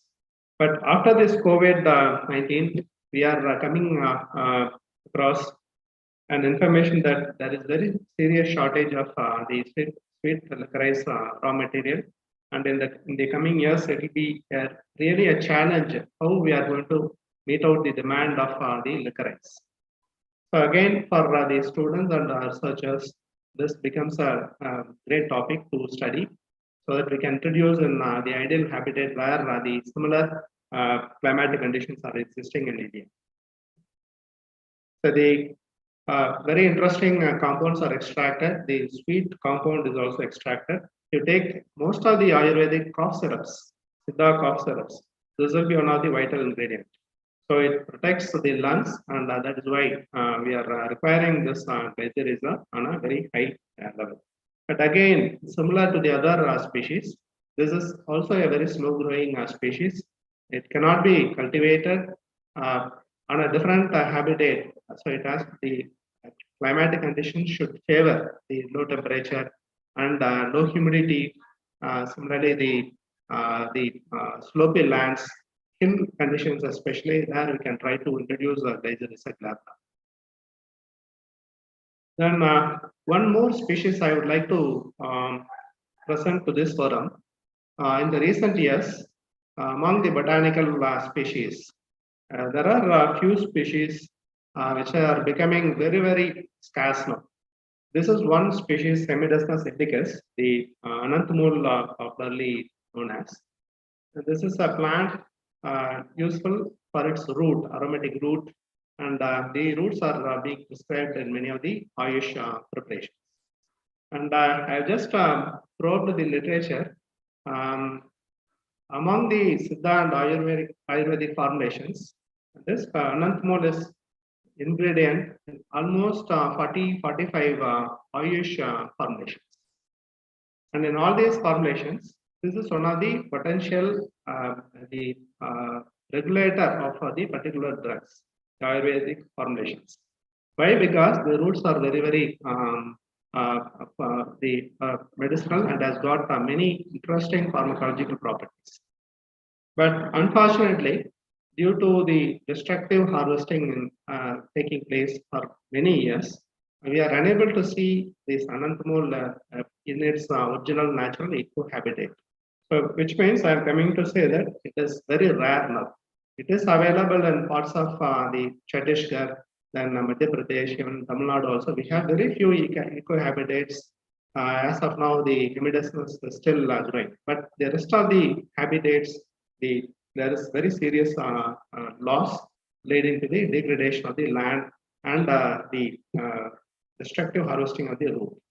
And by nature, the survival capacity of this plant is also very, very low, which means that the root suckers have to be safeguarded. Whenever the natural harvesting is taking place, we need to take precaution to retain the root suckers in the soil, which is not happening so. Whenever the traders are going into the forest or into the wastelands, they uproot the entire plants along the root and root suckers. So resultantly, and we are losing all the Hemidesmus plant in the natural conditions. The requirement has come now. The price of Anantamul, again, you'll be very surprised to know the price is more than 450 rupees, 500 rupees per kg of dry root. So which used to be around 100 rupees or 120 rupees. So almost 3-4 times increase in the raw material price. That is not the information alone, but it is not available. So in the absence of Anantamul, the industry is looking for the alternate, which is the best alternate. So the Hemidesmus, the active compounds, hydroxymethoxybenzol, these are active compounds found in the roots of Anantamul. So the alternate for this Anantamul is now Decalapis. You might be knowing this we have started calling it as Anantamul, but this is not the real Anantamul. This is only the substitute of Hemidesmus indicus. But again, Decalapis hamiltonia also the the dry roots are finding great demand in the Ayush sector since Ananthamol is not available. Now, today we are coming across information that huge plantations are coming up in Andhra Pradesh, Guntur area, and Anandpur area. The dry climatic conditions are there. And even in Tamil Nadu also, wherever the Gloriosa superba is cultivated, farmers are introducing this decalabase in the dry habitat, and they are trying to assess its growth and maturity. But again, this species also requires a lot of scientific information like the varietal improvement and the maturity index, within how long it can be harvested. But both these species are commanding very huge price. And today, the Ananthamol extract or the syrup, what we are getting in the market, most of them are spurious. So we should look upon the GAP certification. Unless there is GAP certification, the products are considered to be spurious. So this decalabase requires very dry climatic conditions, and this is best time to go for the commercial plantation. Then the Gymnema sylvester, this also I need to specify. This is one of the medicinal plant used for lowering the blood sugar level. And again, every year, more than 300 tons of dry raw materials are being required by the Ayush sector. Not only the Ayush sector, for the tea industry, they use this leaf to blend. Like Tata tea, they are blending this leaf to be used as anti the glycemic preparations. This particular plant, Gymnema, there are very unique habitats to collect. The traders know where to collect and when to collect these plants. So now actually the requirement, against the requirement, the demand has gone up 3-4 times, so resulting in surge in the prices of the raw material. The genuine raw material is also not available. They are adulterating with many other species like convolvulus. So TNIU has initiated good research in this species. We have found out that there is a lot of genotypic variation. Nearly 60 variants of Gymnema sylvester we have documented using the dust descriptors and the molecular DNA fingerprinting. So 3 cultures, unique cultures, we are forwarding to the national varietal release in a year or 2. And these cultures are tested by the Ayush sector, and the big companies like Dabur, they have tested the leaf and the gymnemic acid content, gymnemaginine content. And unique cultures, chemotypes we are forwarding, and I think that these cultures will be a boon to the farmers. So the key ingredient in Gymnema sylvester is gymnemaginine. So it is considered to be a very potential anti-diabetic.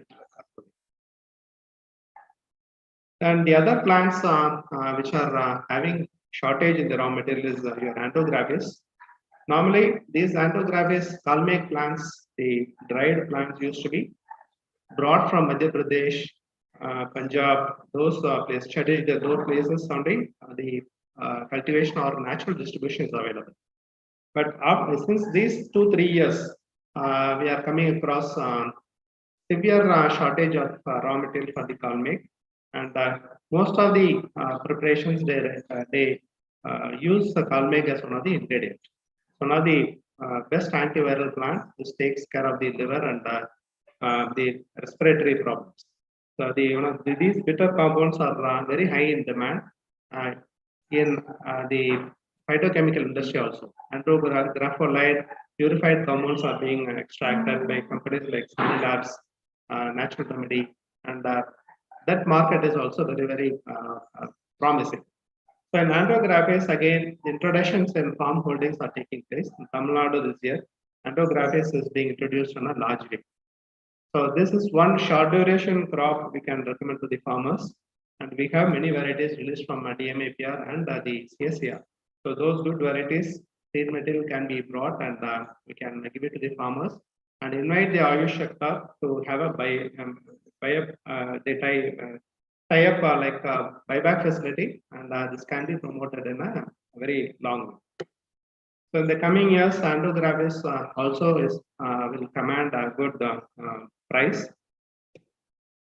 Then ashwagandha, again, though it is not a very rare plant, so it doesn't pertain to RET category, but I just wanted to share that ashwagandha is the first among the plants which is being looked upon now.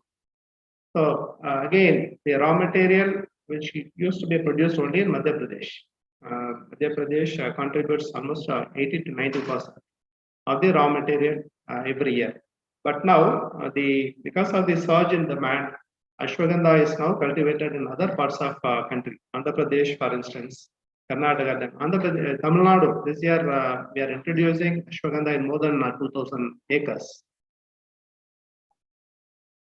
So this is one species which we need to very carefully examine.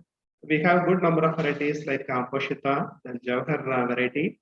These varieties are really having a very good demand. The only challenge is that we need to go for the right season to cultivate this medicine plant. Usually the rabi crop, that is the best season after the monsoon. Using the available moisture, the farmers are taking up in Tamil Nadu as of now. So nearly 1,000 acres of ashwagandha is coming up in Tamil Nadu. Andhra Pradesh, the area is still more. And the price of the dry root of ashwagandha, today's market price is not less than 400 rupees per kg. So this again, which we never imagined 3 years back. So the prices, the average price used to be around 150 rupees. It did not exceed even 150 rupees 3 years back. But now, not less than 400 rupees, the root price, dry root price is being fixed. So for the farmers, it is certainly a very bountiful crop, and in a period of 6 months, ashwagandha can be successfully cultivated. So even the leaf is also being now marketed, and the ethanolites, the alkaloids based ashwagandha is having a very commanding price in the countries like US and European countries. So if you just go through the literature, the molecular docking reports, very interesting information are available from the compounds of ashwagandha. And then a few other medicine plants. In Siddha, there is one unique formulation called as Kabasura Kudineer. It is like Ayush 64, the Ayurvedic formulation, which contains many of the nearly 15 compounds. 15 medicine plants are having the value in this formulation. So we do not have the raw material of such species. This Anacyclus pyrethrum is one very important ingredient in Kabasura Kudineer. So without this Anacyclus, the formulation will not ideally work. But how we are meeting the raw material of this Anacyclus pyrethrum? Are we growing it in India? No, it is mostly again imported. Now the high altitudes of Himachal, they have started cultivating Anacyclus pyrethrum. I think this is one medicine plant, a very high value medicine plant. It is also a very rare medicine plant, which we need to promote in large holdings in India. Otherwise, the formulations cannot be manufactured.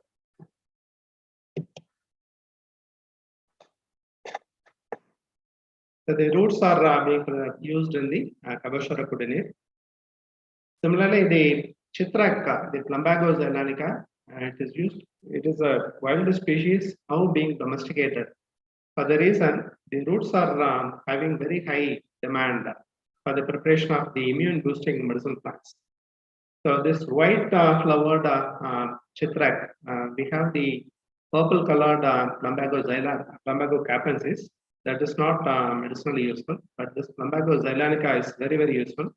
So TNA has very good germplasm in this, and now we are again, we have selections which are capable of yielding the high levels of plumbagin.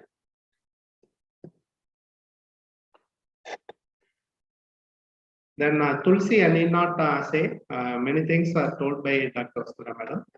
So we have good number of varieties. Simayu, is one leading variety available in Tulsi. Farmers are also growing this medicine plant on a large area. So this is one advantage when Tulsi is cultivated, it can be sold for the Ayush preparations also. On the other side, we can also try to look for the opportunities for marketing the leaves for puja purpose, religious purpose like that. So most, if you take any herbal cough syrup, this Tulsi will be one of the ingredients. Then the Piper longum is one ingredient again, so which is being imported from countries like Bangladesh, Indonesia. Still, we in India, we can try to look for better avenues to grow Piper longum as a shade crop. This is a shade loving crop. We can introduce as an intercrop under coconut or even rubber or any other plantation so that the farmers can get a double advantage. Okay, a few more slides I would like to just present. This is one information I just wanted to share. Any RET species, very slow growing species. So the plant which we are viewing is the Ananthamur, Hemidesmus indigus. We experimented growing these Ananthamur plants in pipe system. It is like pipe or trench system we can call. So normally when Ananthamur is cultivated, it takes 3 years to harvest. But we wanted to study the rooting pattern when ideal rooting media is given and ambient climatic conditions is provided. Whether we can prepone the harvest of Ananthamur roots. This was experiment we did, and what we did was we used bamboo like pipes. We can use bamboo also or some the unused pipes. In those pipes, we just filled with the ideal media like fire cocoa media and giving the enough nutrients. And we came to know this Ananthamur can be harvested in 1 year, which is exactly equivalent to the same quality of the 3-year-old Ananthamur harvested from the natural habitat. So like that, we also experimented in vetiver. Vetiver is one root crop. The roots grow within 10 to 12 months. The roots are harvested. But when we are not saying this will be a remedy for growing on a commercial basis, the cost of pipe structures will be very high. But this is only for research purpose we did.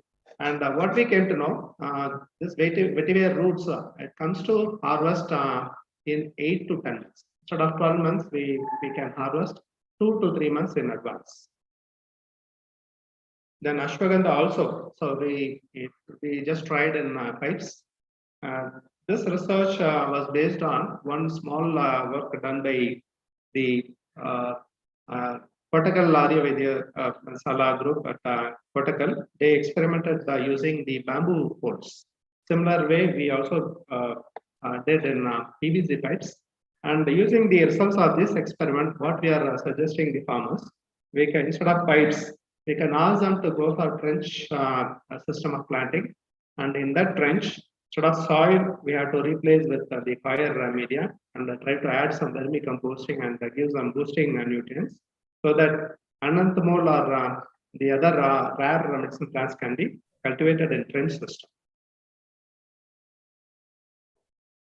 I think quickly I can go through. Shadavari also again we experimented, but Shadavari is the root. Normally the rooting pattern is very unique.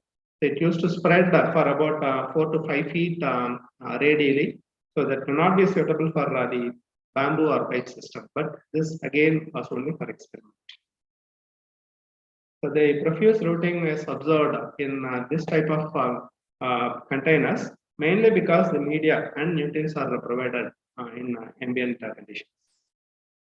I think this is the end of my presentation. Any queries I'll be pleased to answer.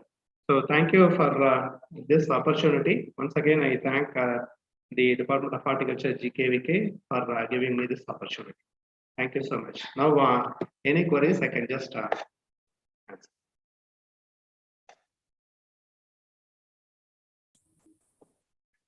Rajamani sir, namaste sir. Yes, sir.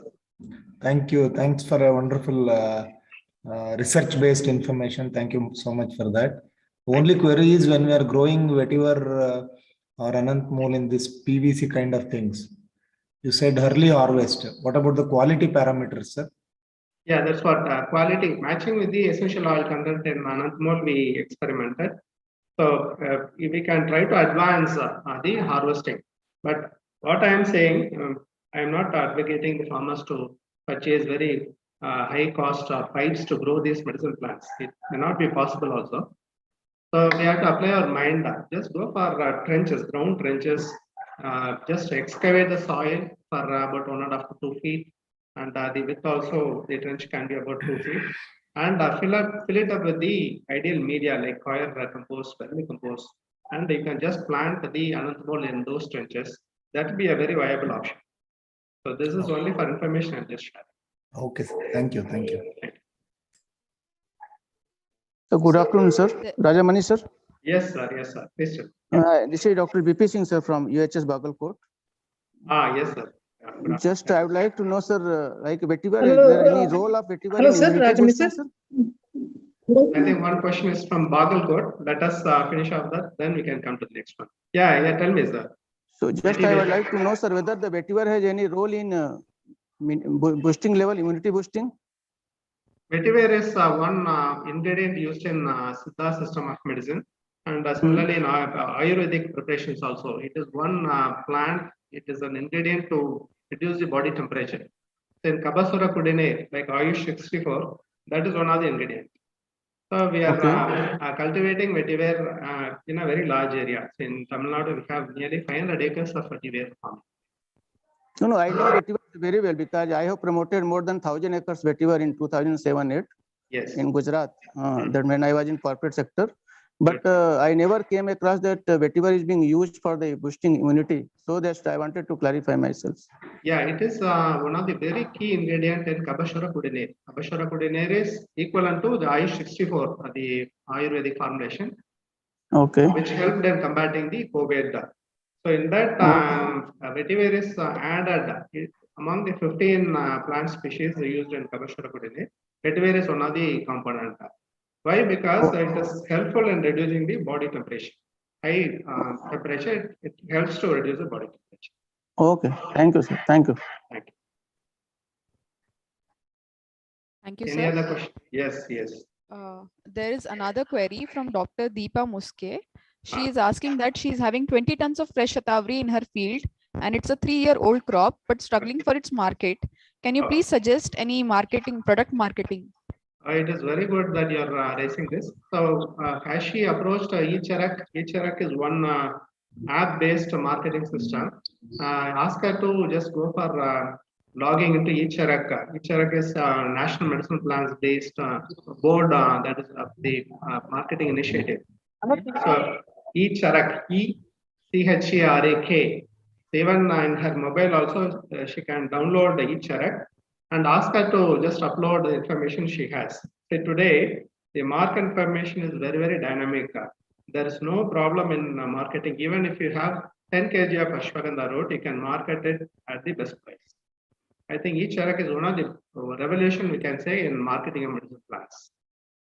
So throughout India, many farmers, traders are using this app, and you can market 5 kg to 5 tons for raw material anyway.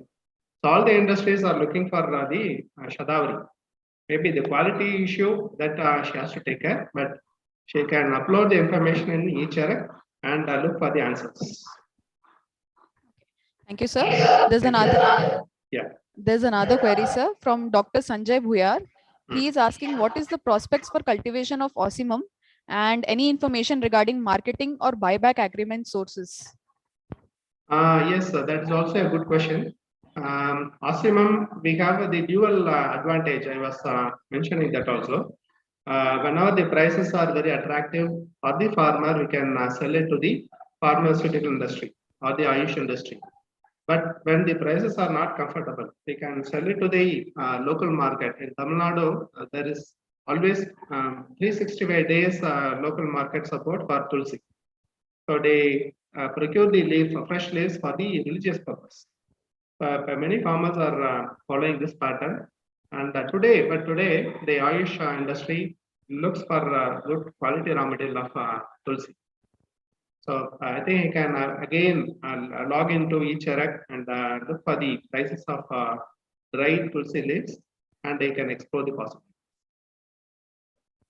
Okay, sir. Thank you so much. I think the queries have ended now, but if any more, we'll get back to you, sir. So Thank you. thank you for the elaborative session, sir. I wish you all a very happy new year, and please take care of your health. Again, that is our crux of our presentation. And consume the products like ashwagandha, Spara, more so that you can take care of your health. Thank you so much. Thank you. Definitely, sir. Thank you so much. So now coming to the final session of the day, final talk, which is on medicinal plant-based formulations for immunity and health. It is delivered by Dr. C. Archana, who is an Ayurveda physician and dietitian, founder and director of Mahasana Ayurveda, Bangalore. So I request Dr. Srinivasappa KN to introduce the speaker.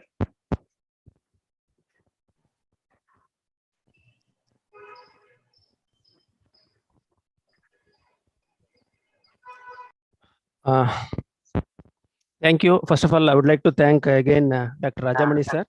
It was a very really informative talk. We have a lot of you have conducted a lot of research on many medicinal plants. I know you have a lot of information, and due to shortage of time, you could restrict only a few aspects of it with the present situation. So thank you very much, sir. Rajamani sir, we'll look forward for more association with you in future, sir. Thank you so much. So coming to the next speaker, that is the special talk by again Dr. C. Archana madam. She is actually accepted our invitation to present especially on the topic the medicinal plant-based formulations for immunity and health, which is very, very appropriate for the present situation. So I would like to introduce her with a brief like this. She's an Ayurvedic practitioner, a very active practitioner. She did her Ayurveda graduation, and she was earlier certified as a certified person for the food and nutrition also, and also later did her master's in food and nutrition. Now she is a renowned Ayurveda physician and nutritionist too, and then engaged in clinical practices since 14 years and experience of handling all types of diseases and managing with not only the formulations but also with the diet. So then coming to this, she has treated a large number of patients who are all given the very good feedback. Then she conducts Ayurveda Panchakarma classes also, Ayurveda cookery classes too. And then she has taken classes for many students, including even from abroad and outside the countries like abroad. Also many students, they take the training from her. Many chefs, even in the most of the especially in the 5-star hotels, the chefs come and take the training from her, especially in cooking aspects, especially to increase the immunity. And then she has participated in number of workshops, TV shows, radio programs also she was given, and have written many articles in the magazines and related journals, in the magazines and related to journals, immunity and health, especially immunity and health practice of Ayurveda. The practice of Ayurveda. She believes that food and lifestyle can be remedy for 80% of the diseases of any condition and provides a diet chart comparatively completely customized according to body nature and requirement of nutrition. A number of patients have benefited to boost immunity and also express their boosting immunity and health industry they have institute providing wonderful service to the public along with Dr. Satyanarayana is also associated with that for all services. Now I request her Dr. to deliver a talk on medicinal plant-based formulations for enhancing the immunity and health, especially present situation. Thank you so much for accepting, madam Archana. I request you to please give a talk on give medicinal plant-based formulations, special relation to boosting immunity and health. Thank you so much, ma'am. Please welcome.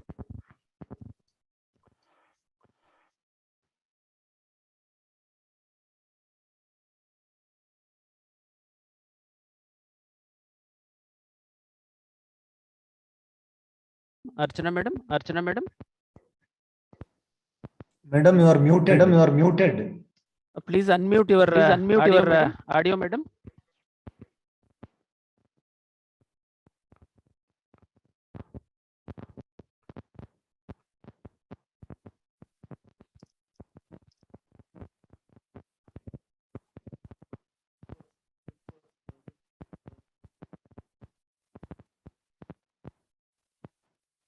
Hear me? Hear me? Is it audible now? Yeah, it is audible. Please share your presentation and please go on, madam. Thank you.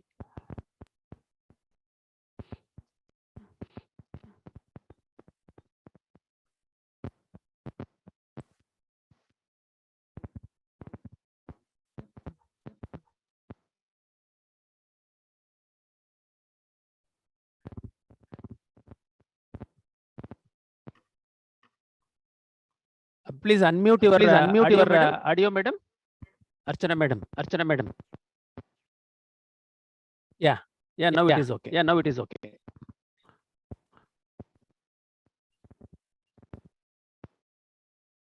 I think your slides have shared.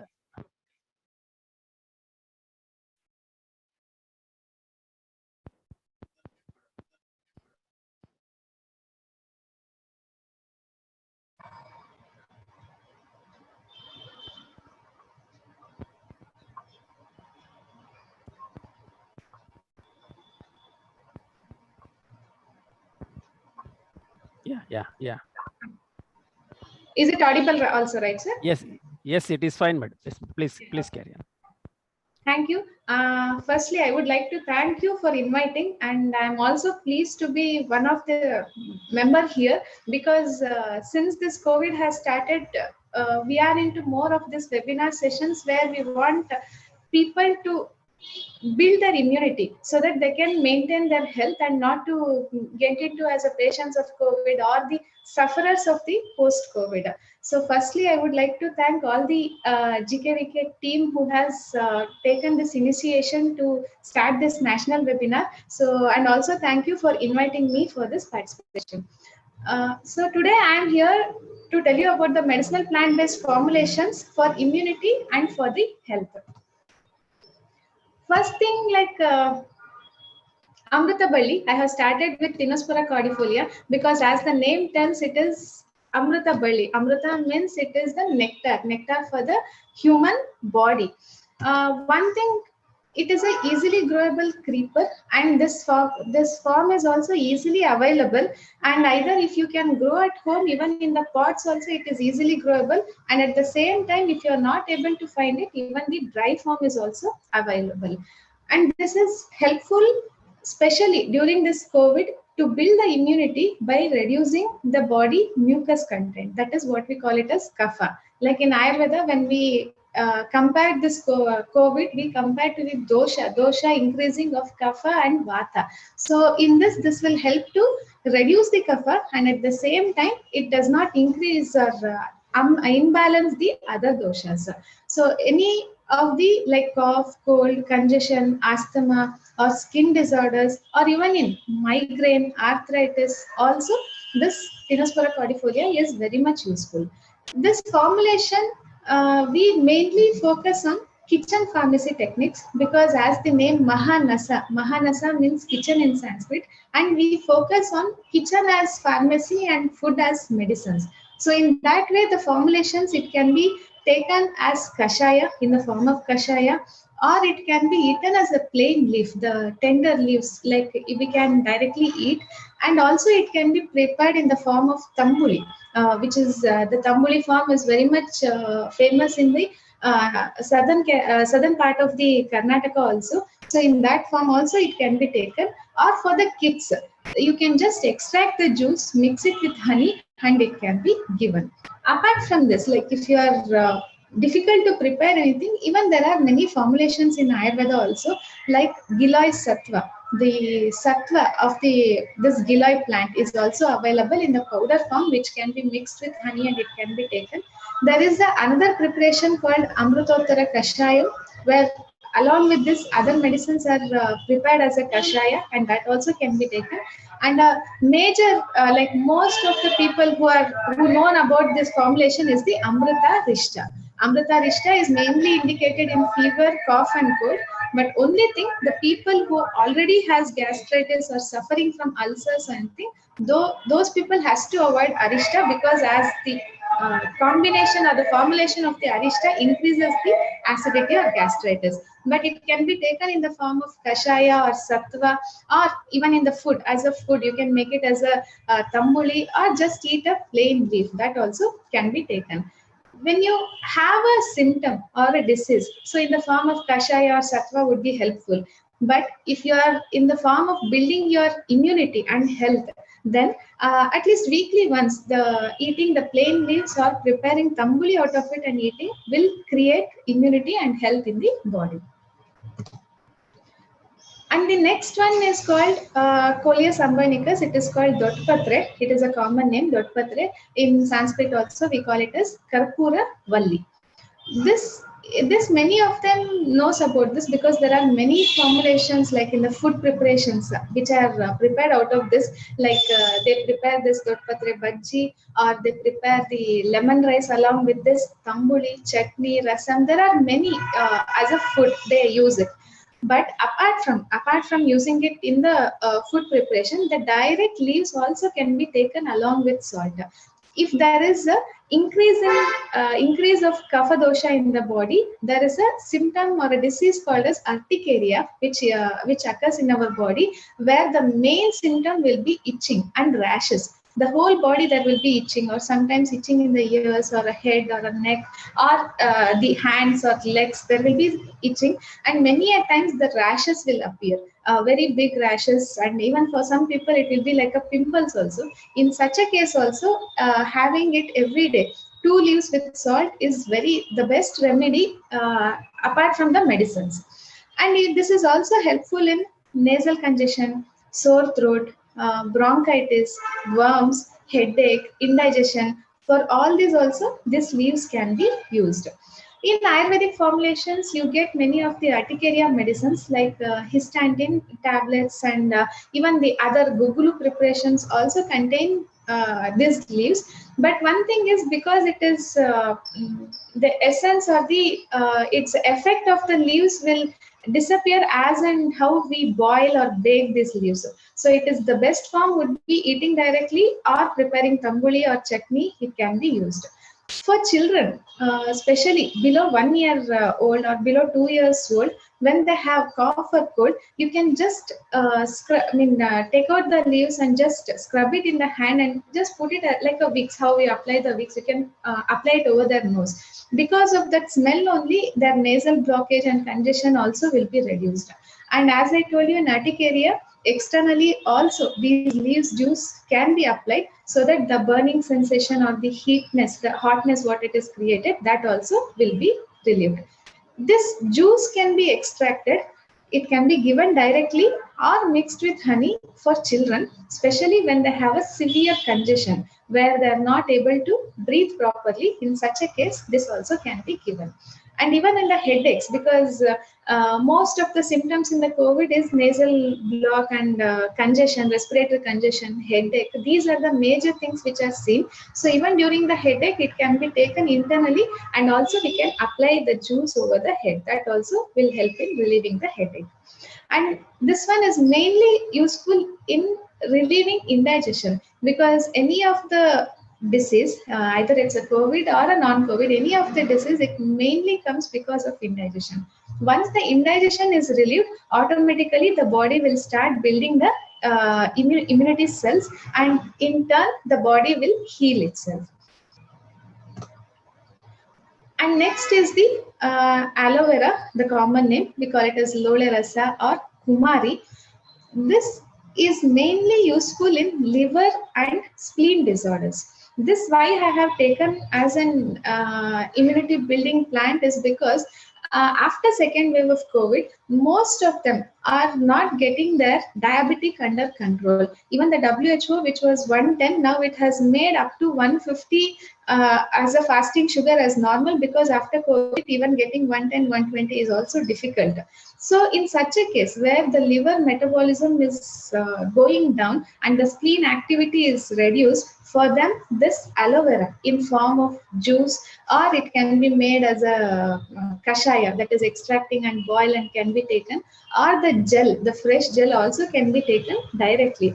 This will help to boost up the liver, which in turn will help to control diabetes. Because even in our clinic also, most of the patients whom we are seeing is also they are not able to get to control over their sugar levels. Even the HbA1c is also going above 9. For them, the formulations of this like Kumari Asava or the Kashayas or the Gugulus which are prepared with this Kumari, we are using it, and which is giving a good effect on them to control the diabetic level. Apart from the diabetic level, even in the females, when there is a metrorrhagia or a menorrhagia condition also, this Kumari is giving a very good results where their high bleeding is coming into the control. And the bleeding disorders, like nasal bleeding, or because due to the piles, bleeding due to the piles, that also will be controlled with this aloe vera. So the gel of the plant is used, either it can be swallowed directly or in the juice form, or in the asava or arishta form with the Ayurvedic formulations it can be taken. So it will also helpful in constipation, piles and abdominal pain.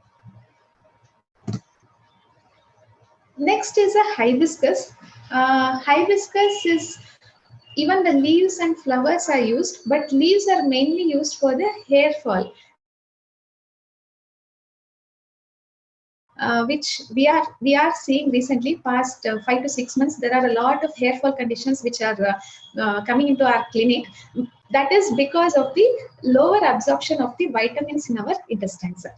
Again, this is due to the COVID attack, which has reduced our immunity cells in the body, which in turn is not able to absorb the vitamins or the minerals from the intestine. This helps in relieving that, and it also helps to retain or regain the immunity cells in the body. And moreover, all those, it is very good for the heart. Because past 3 to 4 months, we are getting many cases of heart disorders. Either it is a blockage or it is a heart related, like the panic attacks or the increase of the beats, heart beats, or the BP has increased, or there are like atherosclerosis or the blockages, like such conditions have been increased.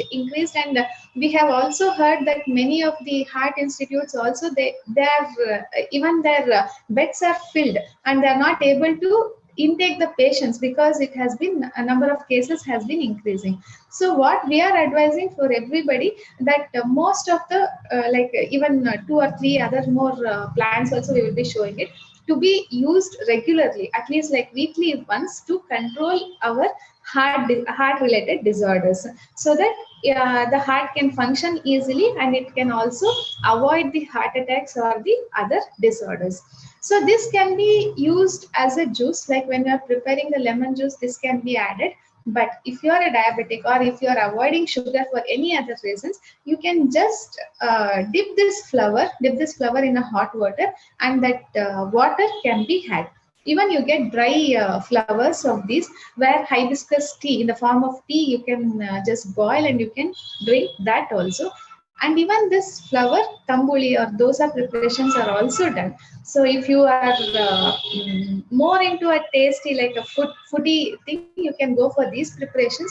Or if you are for the health, you need to take this, then you can just make it like a tea and you can consume directly.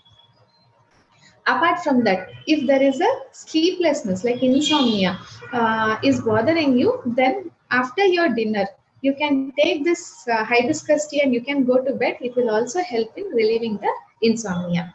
And it is also good for bleeding disorders, any of the bleeding, like nasal bleeding or piles bleeding, any of the bleeding disorders also, this is very helpful. Next is Centella asiatica, that is Vandelega, or we call it as Manduka Parni.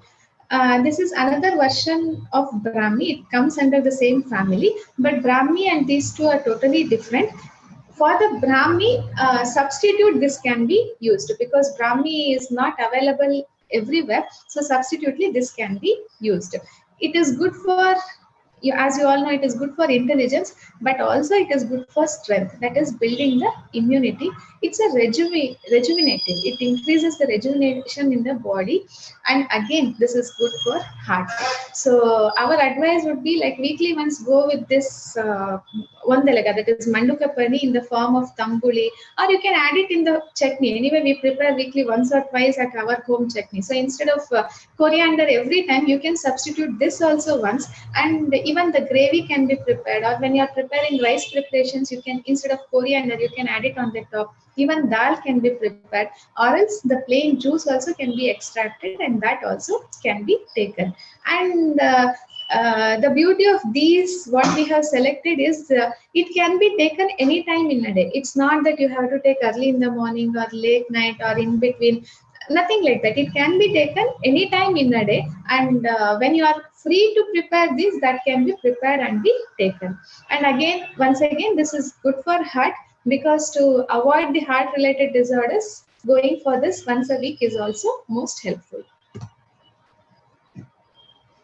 Next is Amalaki, that is better than Ellikai, what we call Embolica officinalis. As you all know, this is we call it as a rasayana, a best immunity building. It has a good immunomodulators, and it is a rejuvenator. So in turn, it gives strength, memory, and it relieves all the disease symptoms in our body.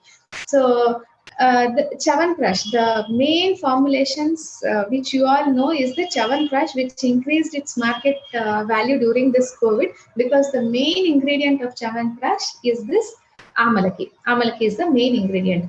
Apart from the Chyawanprash, because Chyawanprash we cannot advise for everybody that formulation, because there is many restrictions, the age restriction or the digestive gut related restrictions. So in such a case, this can be taken in the form of juice, which can be prepared at home, or you get murabba, this which you can get it and eat one or two pieces daily. That also can be done.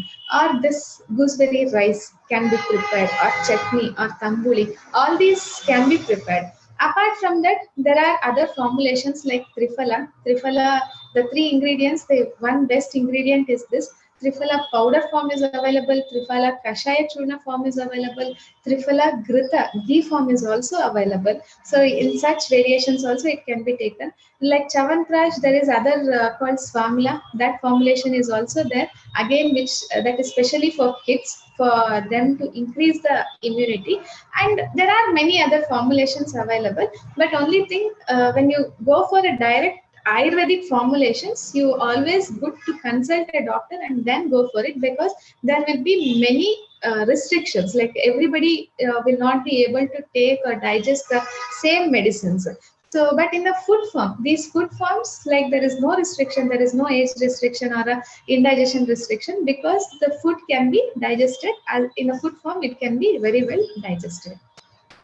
And as I told you, it is a rasayana. We call it as a rasayana, that is helps to maintain the body age. Bodily age will not increase when the rasayana medicines are taken.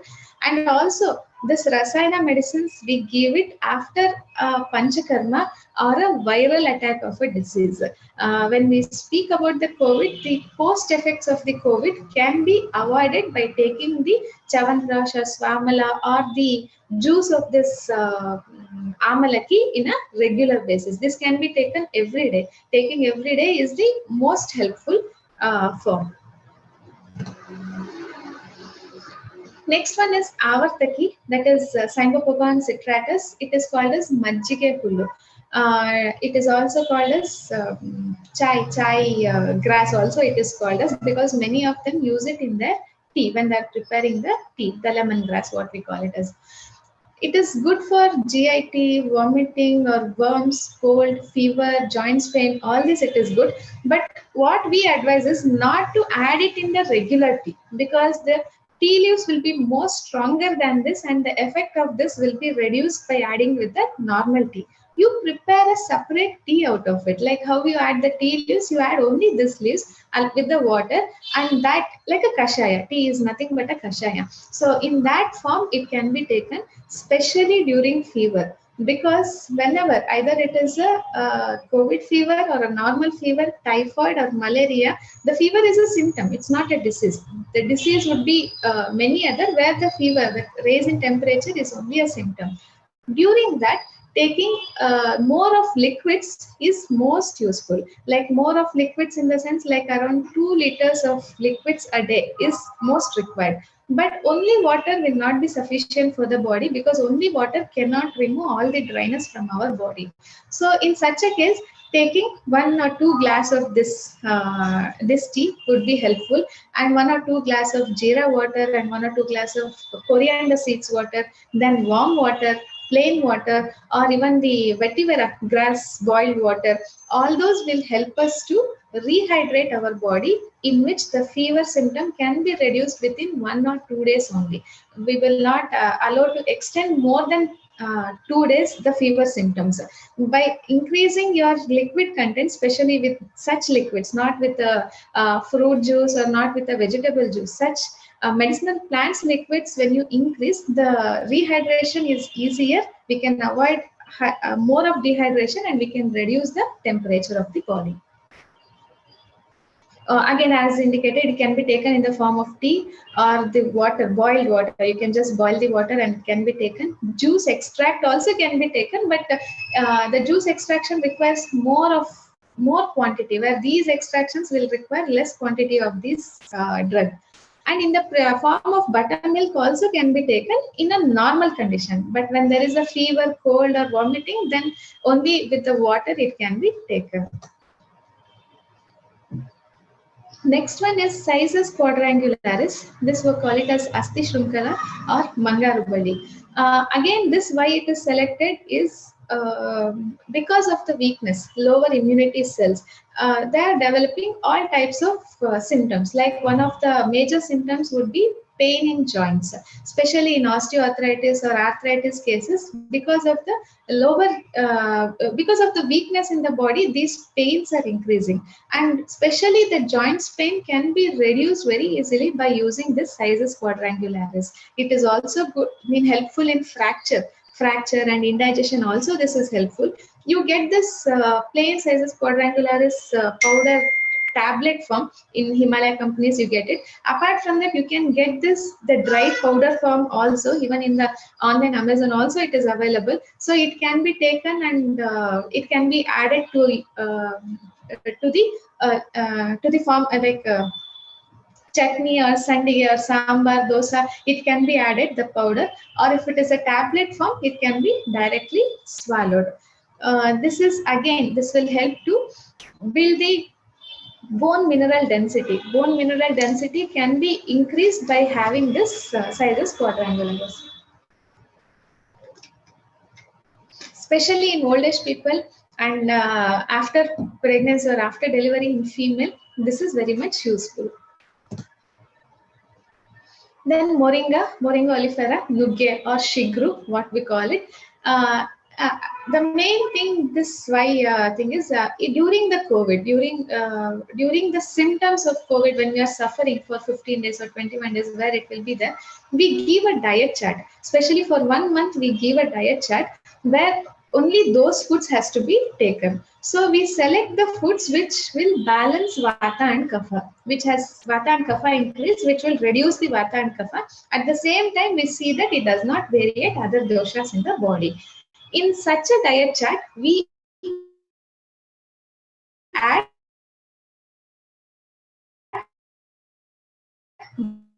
this moringa leaves, either moringa leaves gravy or sambar, we add it because this is the best one to regulate Vata and Kapha, and also in turn to regulate the COVID. This is most useful. So it can be in the form of curry. It can be taken. Apart from that, Ayurvedic formulations are available of this moringa, but Ayurvedic formulations, it will take its own time to relieve the symptoms. But taking as a food, it will in a day only we can see the changes in our body. So it also helps in relieving the stones, worms, inflammation, and skin diseases. Skin diseases also can be relieved. Even in the black fungus cases also, where we give a diet chart, that also include this moringa leaves only, because it is very good skin healer. Even as a paste also we ask them to apply, and apart from that internally also we ask them to take these leaves alternative days. Then Santanam album, that is Chandana. This is also a good liver boosting plant. It increases the liver metabolism, especially when there is an herpes. Herpes virus has been invaded our body. This helps to relieve from that herpes. And apart from that, any of the skin disorders and burning sensation. So for the diabetics, where the diabetes is not under control, this can be used. Along with that, who has symptoms of burning feet or burning hands, also this can be used. External application is useful, but apart from that, internally, like boiling the water with sandal powder, or taking in the form of sandal kashaya, or even the sharbat, even the chandana sava also is available, and even the chandana tablets is also available. In that form also it can be taken. So all these things will help to increase our liver metabolism, which in turn will increase our immunity cells in the body. Next is lavancha, that is Ushira vetivera. Drinking this roots boiled water is very good to relieve the indigestion. And relieving indigestion is most required during fever, cough, or cold is the most required thing. So instead of normal water, we usually tell to take this vetivera root boiled water, and this is available in the formulation called the Shadanga Paniya. Like Shadanga Paniya has even the sandalwood, chandana, and this vetivera, and even other things, other roots has been included. So that can be boiled in the water, and it can be taken especially during fever, cold, and cough, because it clears the intestine. Whatever the toxins are present in the intestine, it clears, because in Ayurveda we believe that clearing intestine will automatically increase the immunity cells in the body, because once the intestines are cleared from the toxins, the absorption capacity increases, and these absorption capacity will help to increase the liver metabolism, which in turn boosts up the other organs, like it clears the mucus from the lungs, or it relieves any blockages from the heart, or it cleanses the kidney. All those will be taken care. So during fever or cold, cough or cold, or throat irritation, or body pains, or arthritis, any of those, we always prefer to go with the Shadanga Paniya, which has these ingredients. And even it also good for skin disorders, urinary tract infection, and any bad odor in the body, or in the urine or feces. If there is a bad odor, that also this will be removed.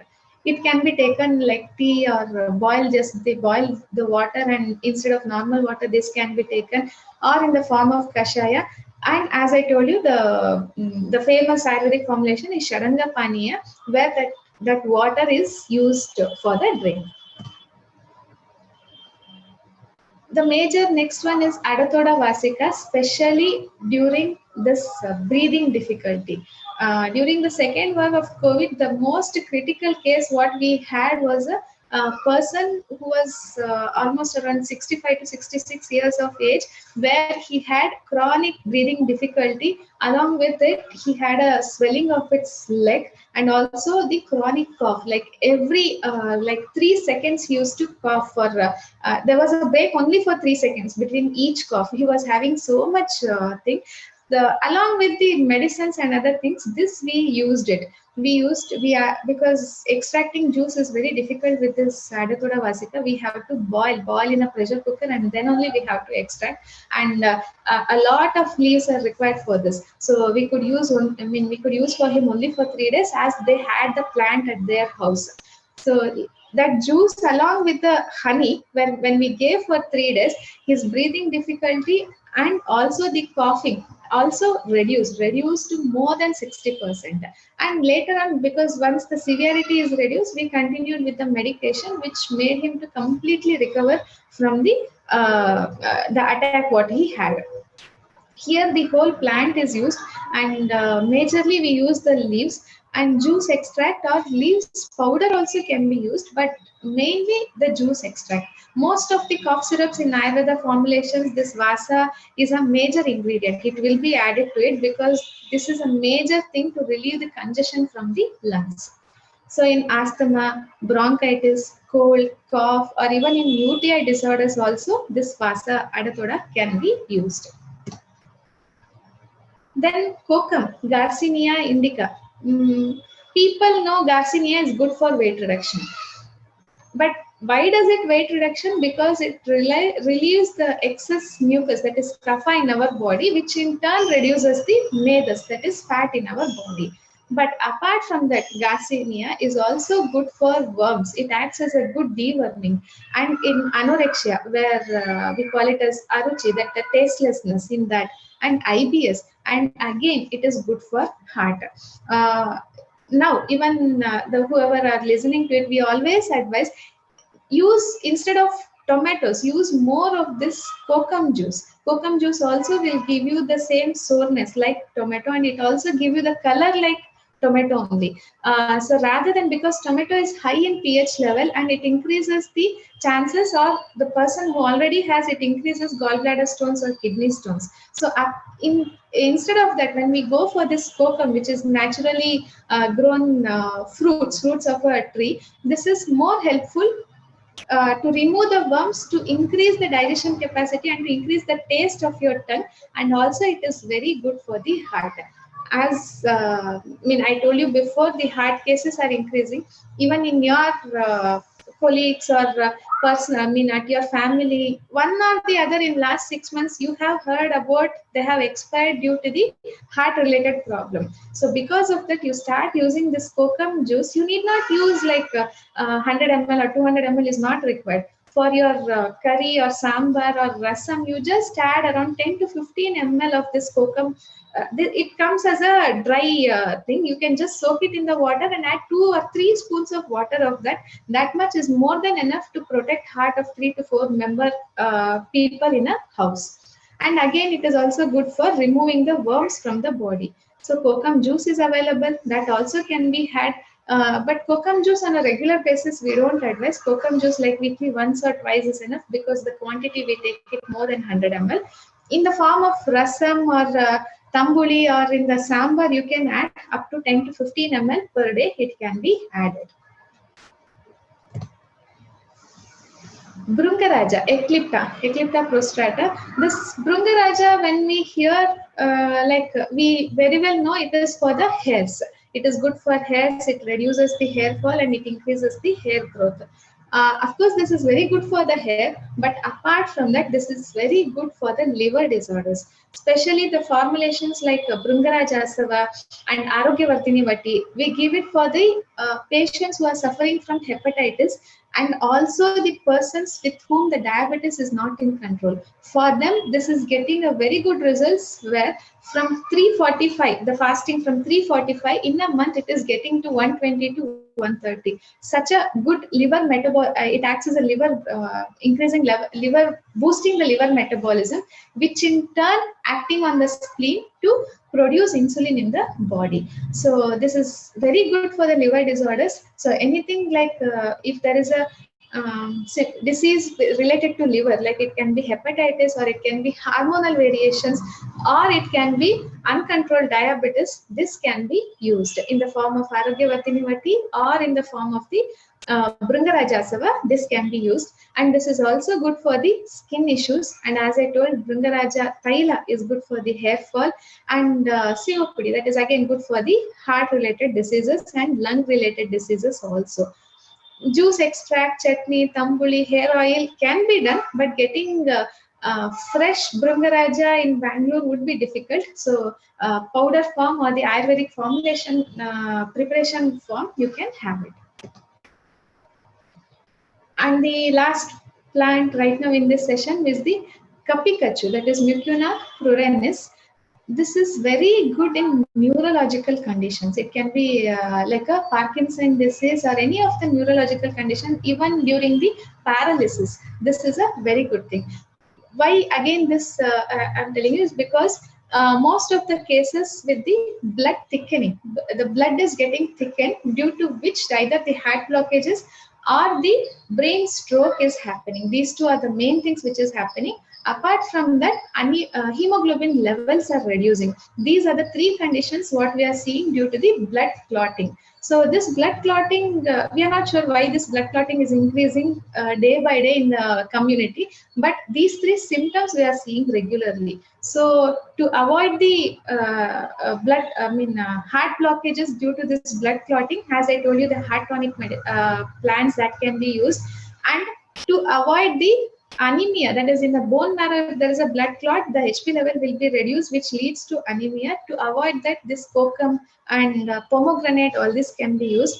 And to avoid the blood clot in the brain or the degenerative actions of the nerves because of the post-COVID effects, we can use this kapikachu in a powder form. Usually the seed powder with milk, that is a main form we have. We tell to use it.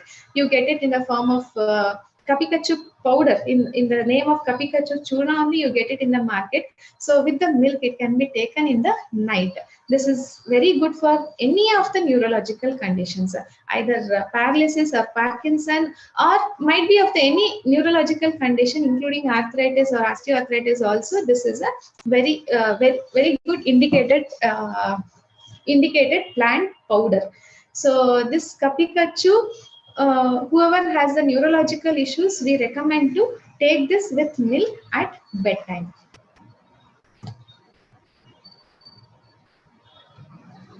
So I will complete this with these immunity increasing plants, few of the plants, and whoever you have listened or watching, we also request you to use these plants in your daily regular in your kitchen or as an Ayurvedic formulation to build your immunity and to protect your health, especially during this COVID. Thank you so much. Thank you, ma'am, for such an elaborative session. It was very informative. So any doubts will be, you can post in the chat box. We'll be handling them. So ma'am, there is one query. Where do these plants or the seeds for planting material will be available, ma'am? These usually we get it from this Dhanvantari Vana for our formulations, what we prepare at our clinic. They are completely related to the Ayurvedic medicines. There we get the plant, and even the seeding options is also available over there. That's the place where we know where we get it from that. Apart from that, we also get it from many of the plants from even from the GKVK also. We have visited many times and taken from there also. So these two I know. Apart from that, I think the other people who are more experienced in these, they can answer this. Ma'am, there is another query. How safe is self-medication using these herbs or formulations? These herbs, when you use it in the kitchen as a food, this is completely safe for any of the age-related or any of the persons with any of the symptoms. But when you are using it as a formulation, as I indicated you before also, please consult a doctor and then you can go for it, because many of the formulations has the contraindications for few, like a age bar or a disease bar or a pregnancy like that. So when it is an Ayurvedic formulation, please consult a doctor. Even if it is there are many formulations which are marketed now, like Shatavari in the form of granules, or many of, I'm just giving one example of Shatavari. Many of them we can see, but all are not indicated for everyone. As I told you, Chyawanprash is a very famous formulation, but Chyawanprash cannot be taken by all age group. Similarly, Shatavari cannot be taken, especially for the for some of the female conditions, it cannot be taken. It has to be avoided. So any Ayurveda formulations, please consult a doctor. Thank you, ma'am. Dr. Bhuyar is asking a question regarding post-COVID problems relating to eyesight or hearing impairment. So solutions for that. Post-COVID problem? Regarding eyesight or hearing impairment. due to COVID I complication? said hearing impairment, Triphala Churna taking in the night at bedtime is very much indicated, and it does not contain anything else apart from the 3 fruits powder.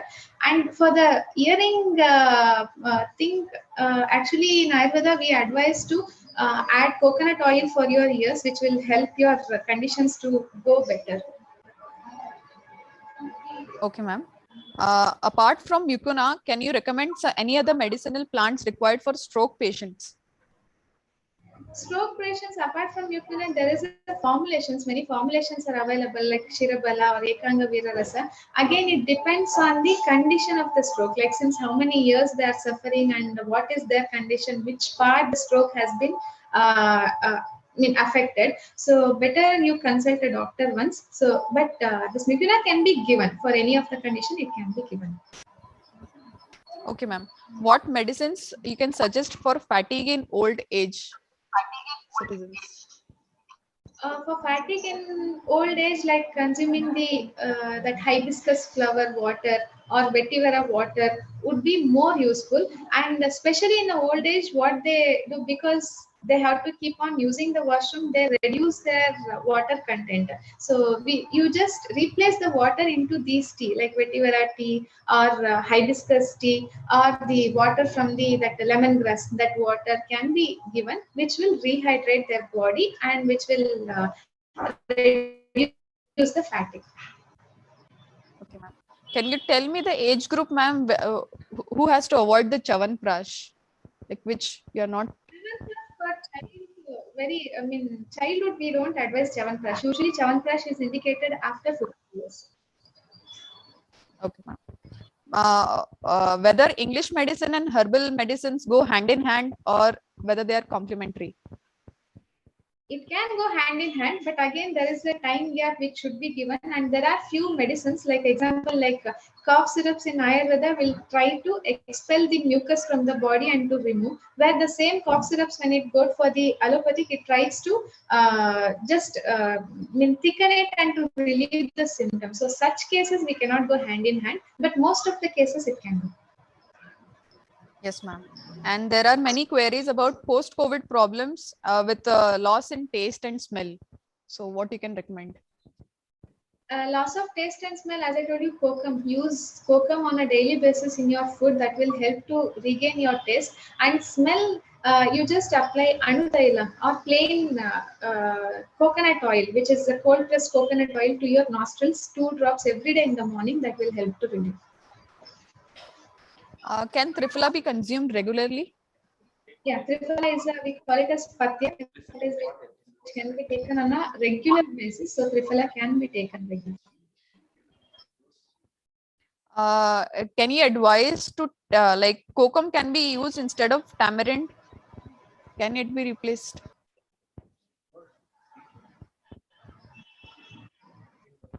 Chavan. I'm not Ma'am, able kokum to is replaceable with tamarind, right?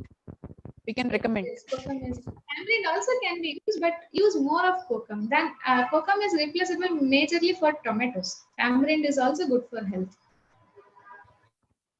Okay, ma'am. I think we have ended. Chavanprash has to be taken empty stomach. One question was that before breakfast. And a glass of milk has to be followed with Chavanprash, or else it does not get digested.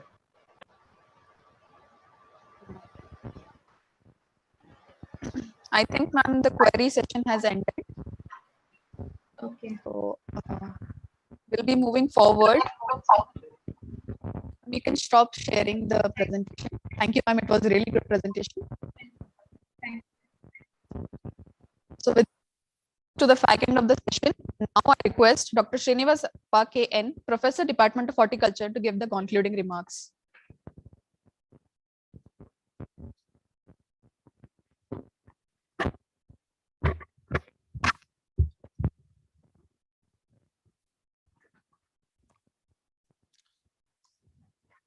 So hope Madam Archana is online. Thank you so much, Madam.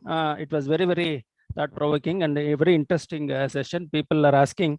So we know a lot of medicinal plants, but only thing is, so how much to take, how to take is very, very important aspects to be understood.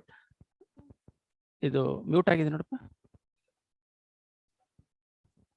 Hello, Archana madam? Yes, sir, I'm there. I'm here. Yeah. You can stop sharing. Sir, I didn't get you. Actually, voice was breaking. Stop share. Click on stop share. Yeah. Okay. Yeah, hope, am I audible to you, madam? Yes, sir. Yeah, thank you. It was a very, very wonderful talk presentation. Rather, you have covered a very, very important plants which can be used directly and in various forms. So that's what I was suggesting. Like we know a lot of medicinal plants. Only thing is when to take, how much to take, how to take is a big question mark. So that I think we have got a little bit of answer about these questions. Of course, there is a endless information is there. Still we can will be collaborating and cooperating with each other in future also.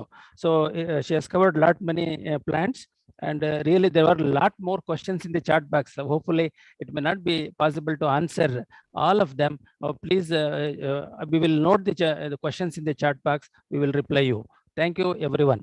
So this is with this the technical sessions, 3 technical sessions ended, and then thank you again Madam Archana for a wonderful presentation. And then now I'm asked to conclude the whole webinar presentations. So thanks are due to our Honorable Vice Chancellor, who has inaugurated the webinar and given the introductory remarks, which was really beautiful, and he has also encouraged us to go forward taking more of these such webinars, because the whole world is facing the COVID-19 problems. Let us also contribute a little bit so that using these medicinal plants we can increase our immunity and to see the health levels can be improved. Especially most of the people, we are suffering due to a lack of immunity, where how to enhance the immunity, not only taking the balanced diet, but also if we can add the little bit of herbs into the diet, definitely we can come up with a good immunity status in the body, and we can definitely fight with the COVID-19 that whole world is suffering. So in that direction, we have organized Usance of medicinal plants with special reference to COVID pandemic with renowned speakers. First of all, number one is Dr. Vasundhara Madam. She spoke on various medicinal plants, especially those medicinal plants which especially enhance the immunity, and managing acidity, she said, very, very important. So of late, we are all suffering due to stress. Stress is actually taking as to a great depression levels. So to overcome the stress as well as the managing acidity is very, very important. That to taking acidity neutralizing herbs. There are so many herbal herbs which she mentioned, which neutralizes the acidity, which really help in good digestion and to absorb the nutrients and enhance the immunity. And she also indicated very nicely that phytotherapy, there are different therapies now. One among them is phytotherapy, where a very good number of medicinal plants or herbs can be used, like aloe, kalmek, garlic, asaka, jessica, asparagus, neem, brahmi, and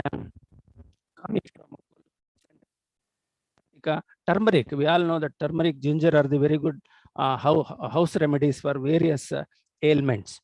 And she also mentioned about nature therapy. So that's very, very important. We are all forgetting the nature. We are going to the mall culture and the urban culture, where we don't have vegetation, we don't have greenery, and that is causing a lot of stress. And also the lifestyle is also taking us to create a lot of stress levels, and wherein we are losing the immunity. So that we can manage with this nature therapy, go to the nature and talk to the plants and get the information from the plants, so that we can get cured mostly. And such therapies are very, very useful. And also aromatherapy of late is also gaining a lot of popularity to condition the body, reconditioning the body, and also enhance the immunity and good digestion too. So there are a lot of information that Vasundhara Madam has given. And of course, she has a bundle of information. Due to shortage of time, she could cover only few things, but otherwise it was very, very interesting and informative talk. I heard from the Dr. Vasundhara Madam. She was a renowned scientist, worked for a quite a long time in the GKVK. So she has established a lot of herbal gardens and the laboratory in the university, that where she can, anybody can take the quality aspects from this laboratory can be tested. So thank you very much again, Madam, Dr. Vasundhara Madam. Of course, there are no words to thank you, but to have a bundle of information. And for this situation, we have covered with related to boosting the immunity with respect to the COVID pandemic. Thank you so much, Madam. We all thank you for a beautiful presentation and the good information. And followed by Dr. Vasundhara Madam, Dr. Rajamani is a again renowned scientist. He has started, he mentioned that he has started his training from Dr. A. Faruqi. He was very instrumental in beginning the research in GKVK. So he came and took the training here, and also he went to the IHR, and he was mentioning. So afterwards, he actually contributed a very lot towards the establishing medicinal plants gardens, then other related issues. So especially he mentioned certain aspects like Ayush medicinal plants. There are some Ayush medicinal plants which are really endangered. So because he also mentioned that we are indiscriminately harvesting these medicinal plants, so that really causing a problem, becoming endangered. So some of the plants, very, very important plants, he also mentioned with related to COVID to combat or to reduce the COVID levels, like ashwagandha, tulsi, tinospora, asparagus, shatavari. Ravalfia is one of the important plants which actually used to reduce our blood pressure levels. It is becoming very, very, very endangered.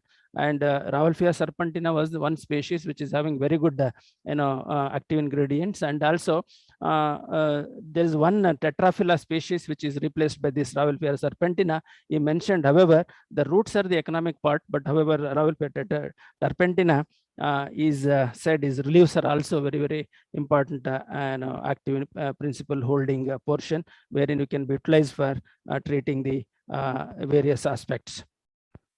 And then he also mentioned about natural collections and making plants endangered. So natural collection, that's what when you go for indiscriminate harvesting, so plants become extinct and endangered. So it becomes no more available for the future collections. Like some of them are like Glycyrrhiza glabra, the importance of Hemidesmus indicus, Decalopus hamiltoni, then Gymnema sylvestre, Andrographis paniculata.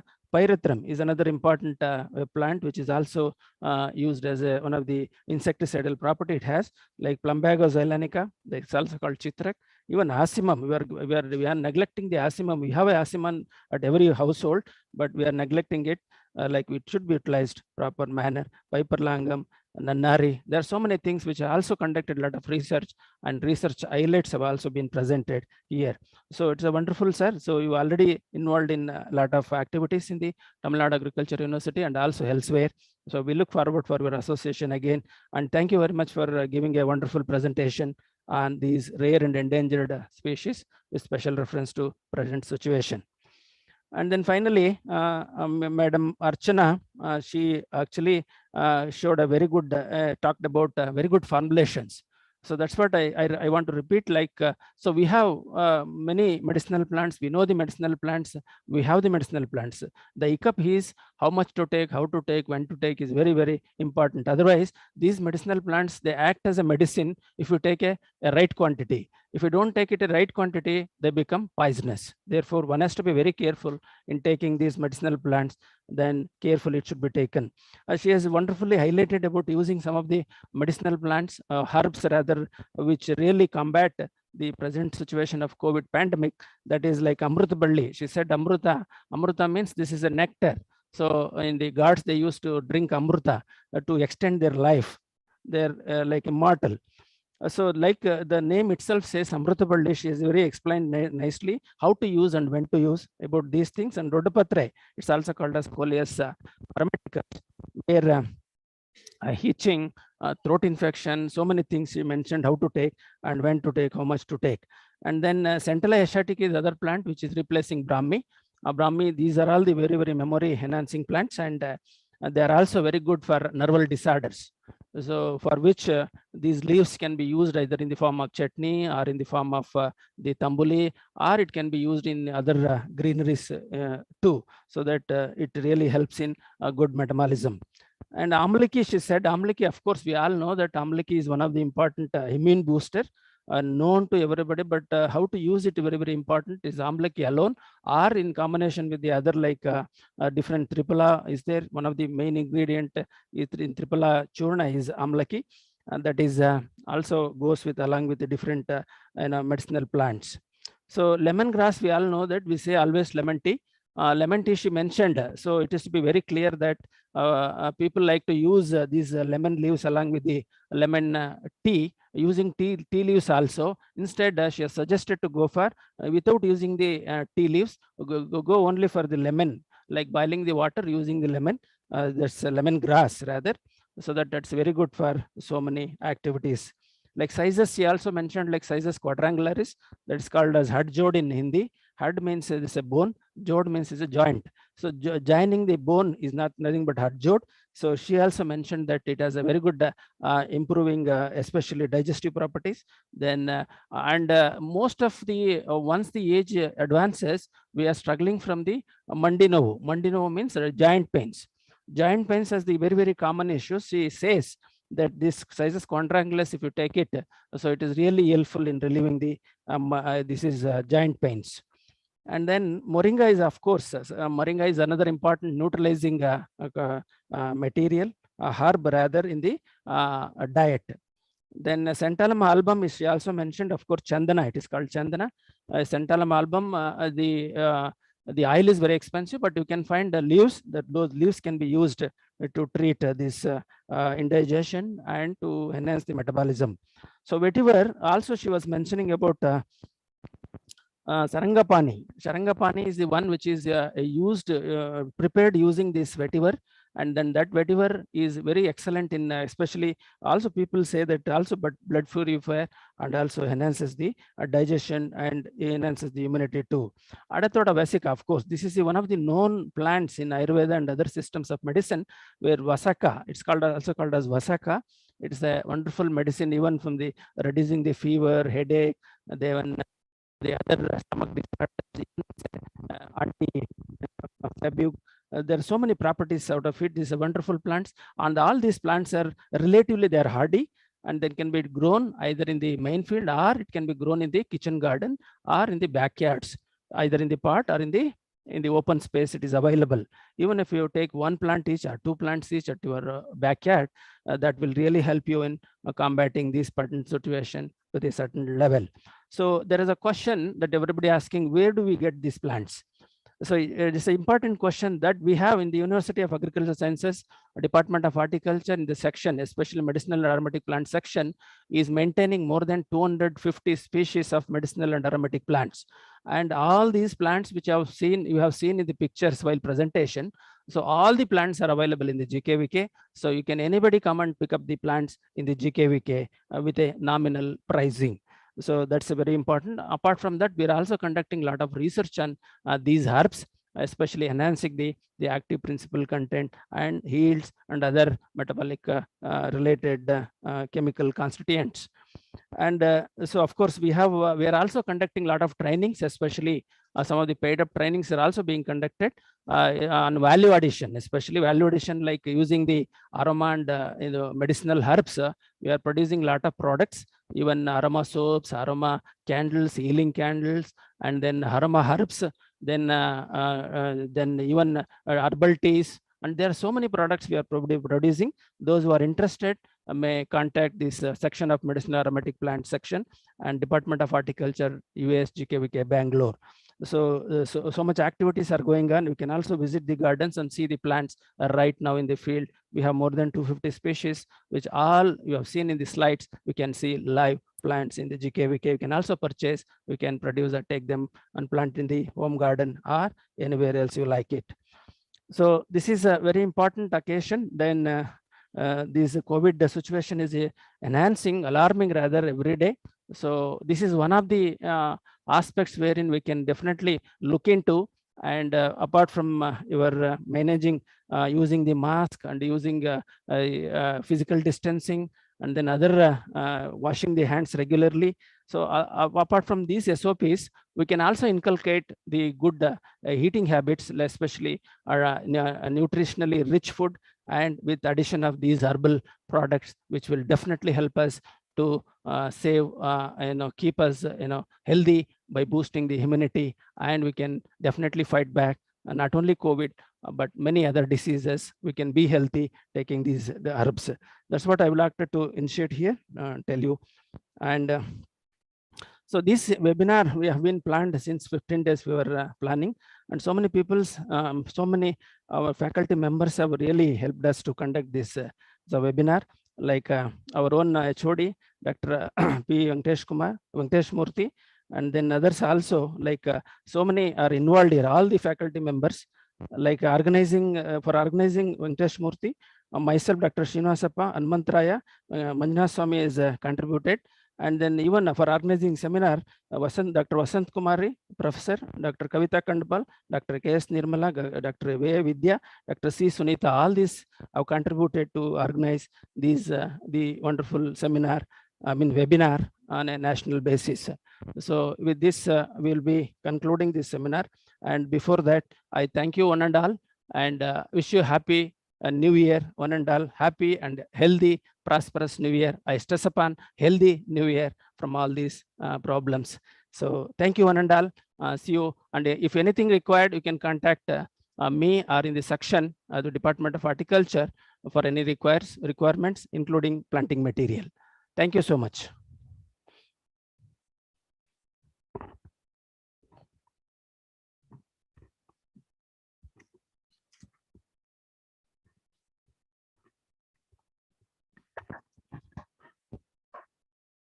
Thank you, sir. So since we have come to the end of the session, thus I request Dr. B.G. Hanumantraya, Assistant Professor, Department of Horticulture, University of Agricultural Sciences, Bangalore, to conclude the session with a vote of thanks.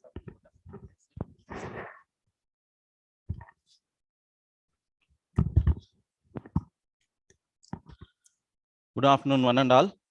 It's my privilege to extend vote of thanks for all present online in the webinar. I extend my gratitude to our Honorable Vice Chancellor, Dr. S. Rajendra Prasad sir, to take out the time from his busy schedule to grace this event. Thank you for inspiring and encouraging us with your gracious words on this special day, especially on this webinar. A special thanks to all our key officers of the University of Agricultural Sciences, especially Dr. K.C. Narayan Swami, Director of Education, Dr. N.B. Prakash, Dean Agri, Dr. Narendrappa, Dean PGS, Dr. Basave Gowda, Registrar, and Dr. Y.G. Shadakshari, Director of Research, Dr. N. Devakumar, Director of Extension, and also we want to extend our thanks to, especially thanks to Dr. S.V. Suresha, Comptroller and DSW US Bangalore, and also we want to extend our heartful thanks to Dr. G. Gopinath, Administrative Officer US Bangalore, and also we want to express our deep gratitude and special thanks to the librarian Dr. K. Venkataranganayaka for providing the facility to conduct the webinar. And I would like to express sincere thanks to all, especially for Dr. M. Vasundhara Madam, Professor and Head retired, who has actually gave a talk on the in this webinar. And also we would like to extend our heartfelt thanks to the other speakers like Dr. K.M. Rajamani, Dr. C. Archana, who have given an excellent talk on the webinar. So I would like to extend the heartful thanks to the all the teaching staff and non-teaching staff of the Department of Horticulture to conduct this webinar. And also I must thank all the participants who have registered from different states, state agriculture universities, and also ICAR institutes from Karnataka, Kerala, Tamil Nadu, and other parts of the country. Yes. Other parts of the country, especially from Gujarat, Bihar, Punjab, Uttar Pradesh, and even from other states, and also from the traditional agriculture, traditional universities, and also from State Department of Agriculture, Horticulture, and other line departments, and also from the participants from NGOs and also many entrepreneurs who have attended this webinar. I would like to thank the organizing team, especially the volunteers who work hard to make this webinar a great success. Finally, I would like to thank I take this opportunity to thank our beloved head of the department, Dr. P. Venkatesh Murthy sir, for enormous cooperation in organizing this event and making this event a great success. Thank you one and all once again for making this webinar a grand success. Once again, I wish you a happy new year and thank you one and all. Thanks.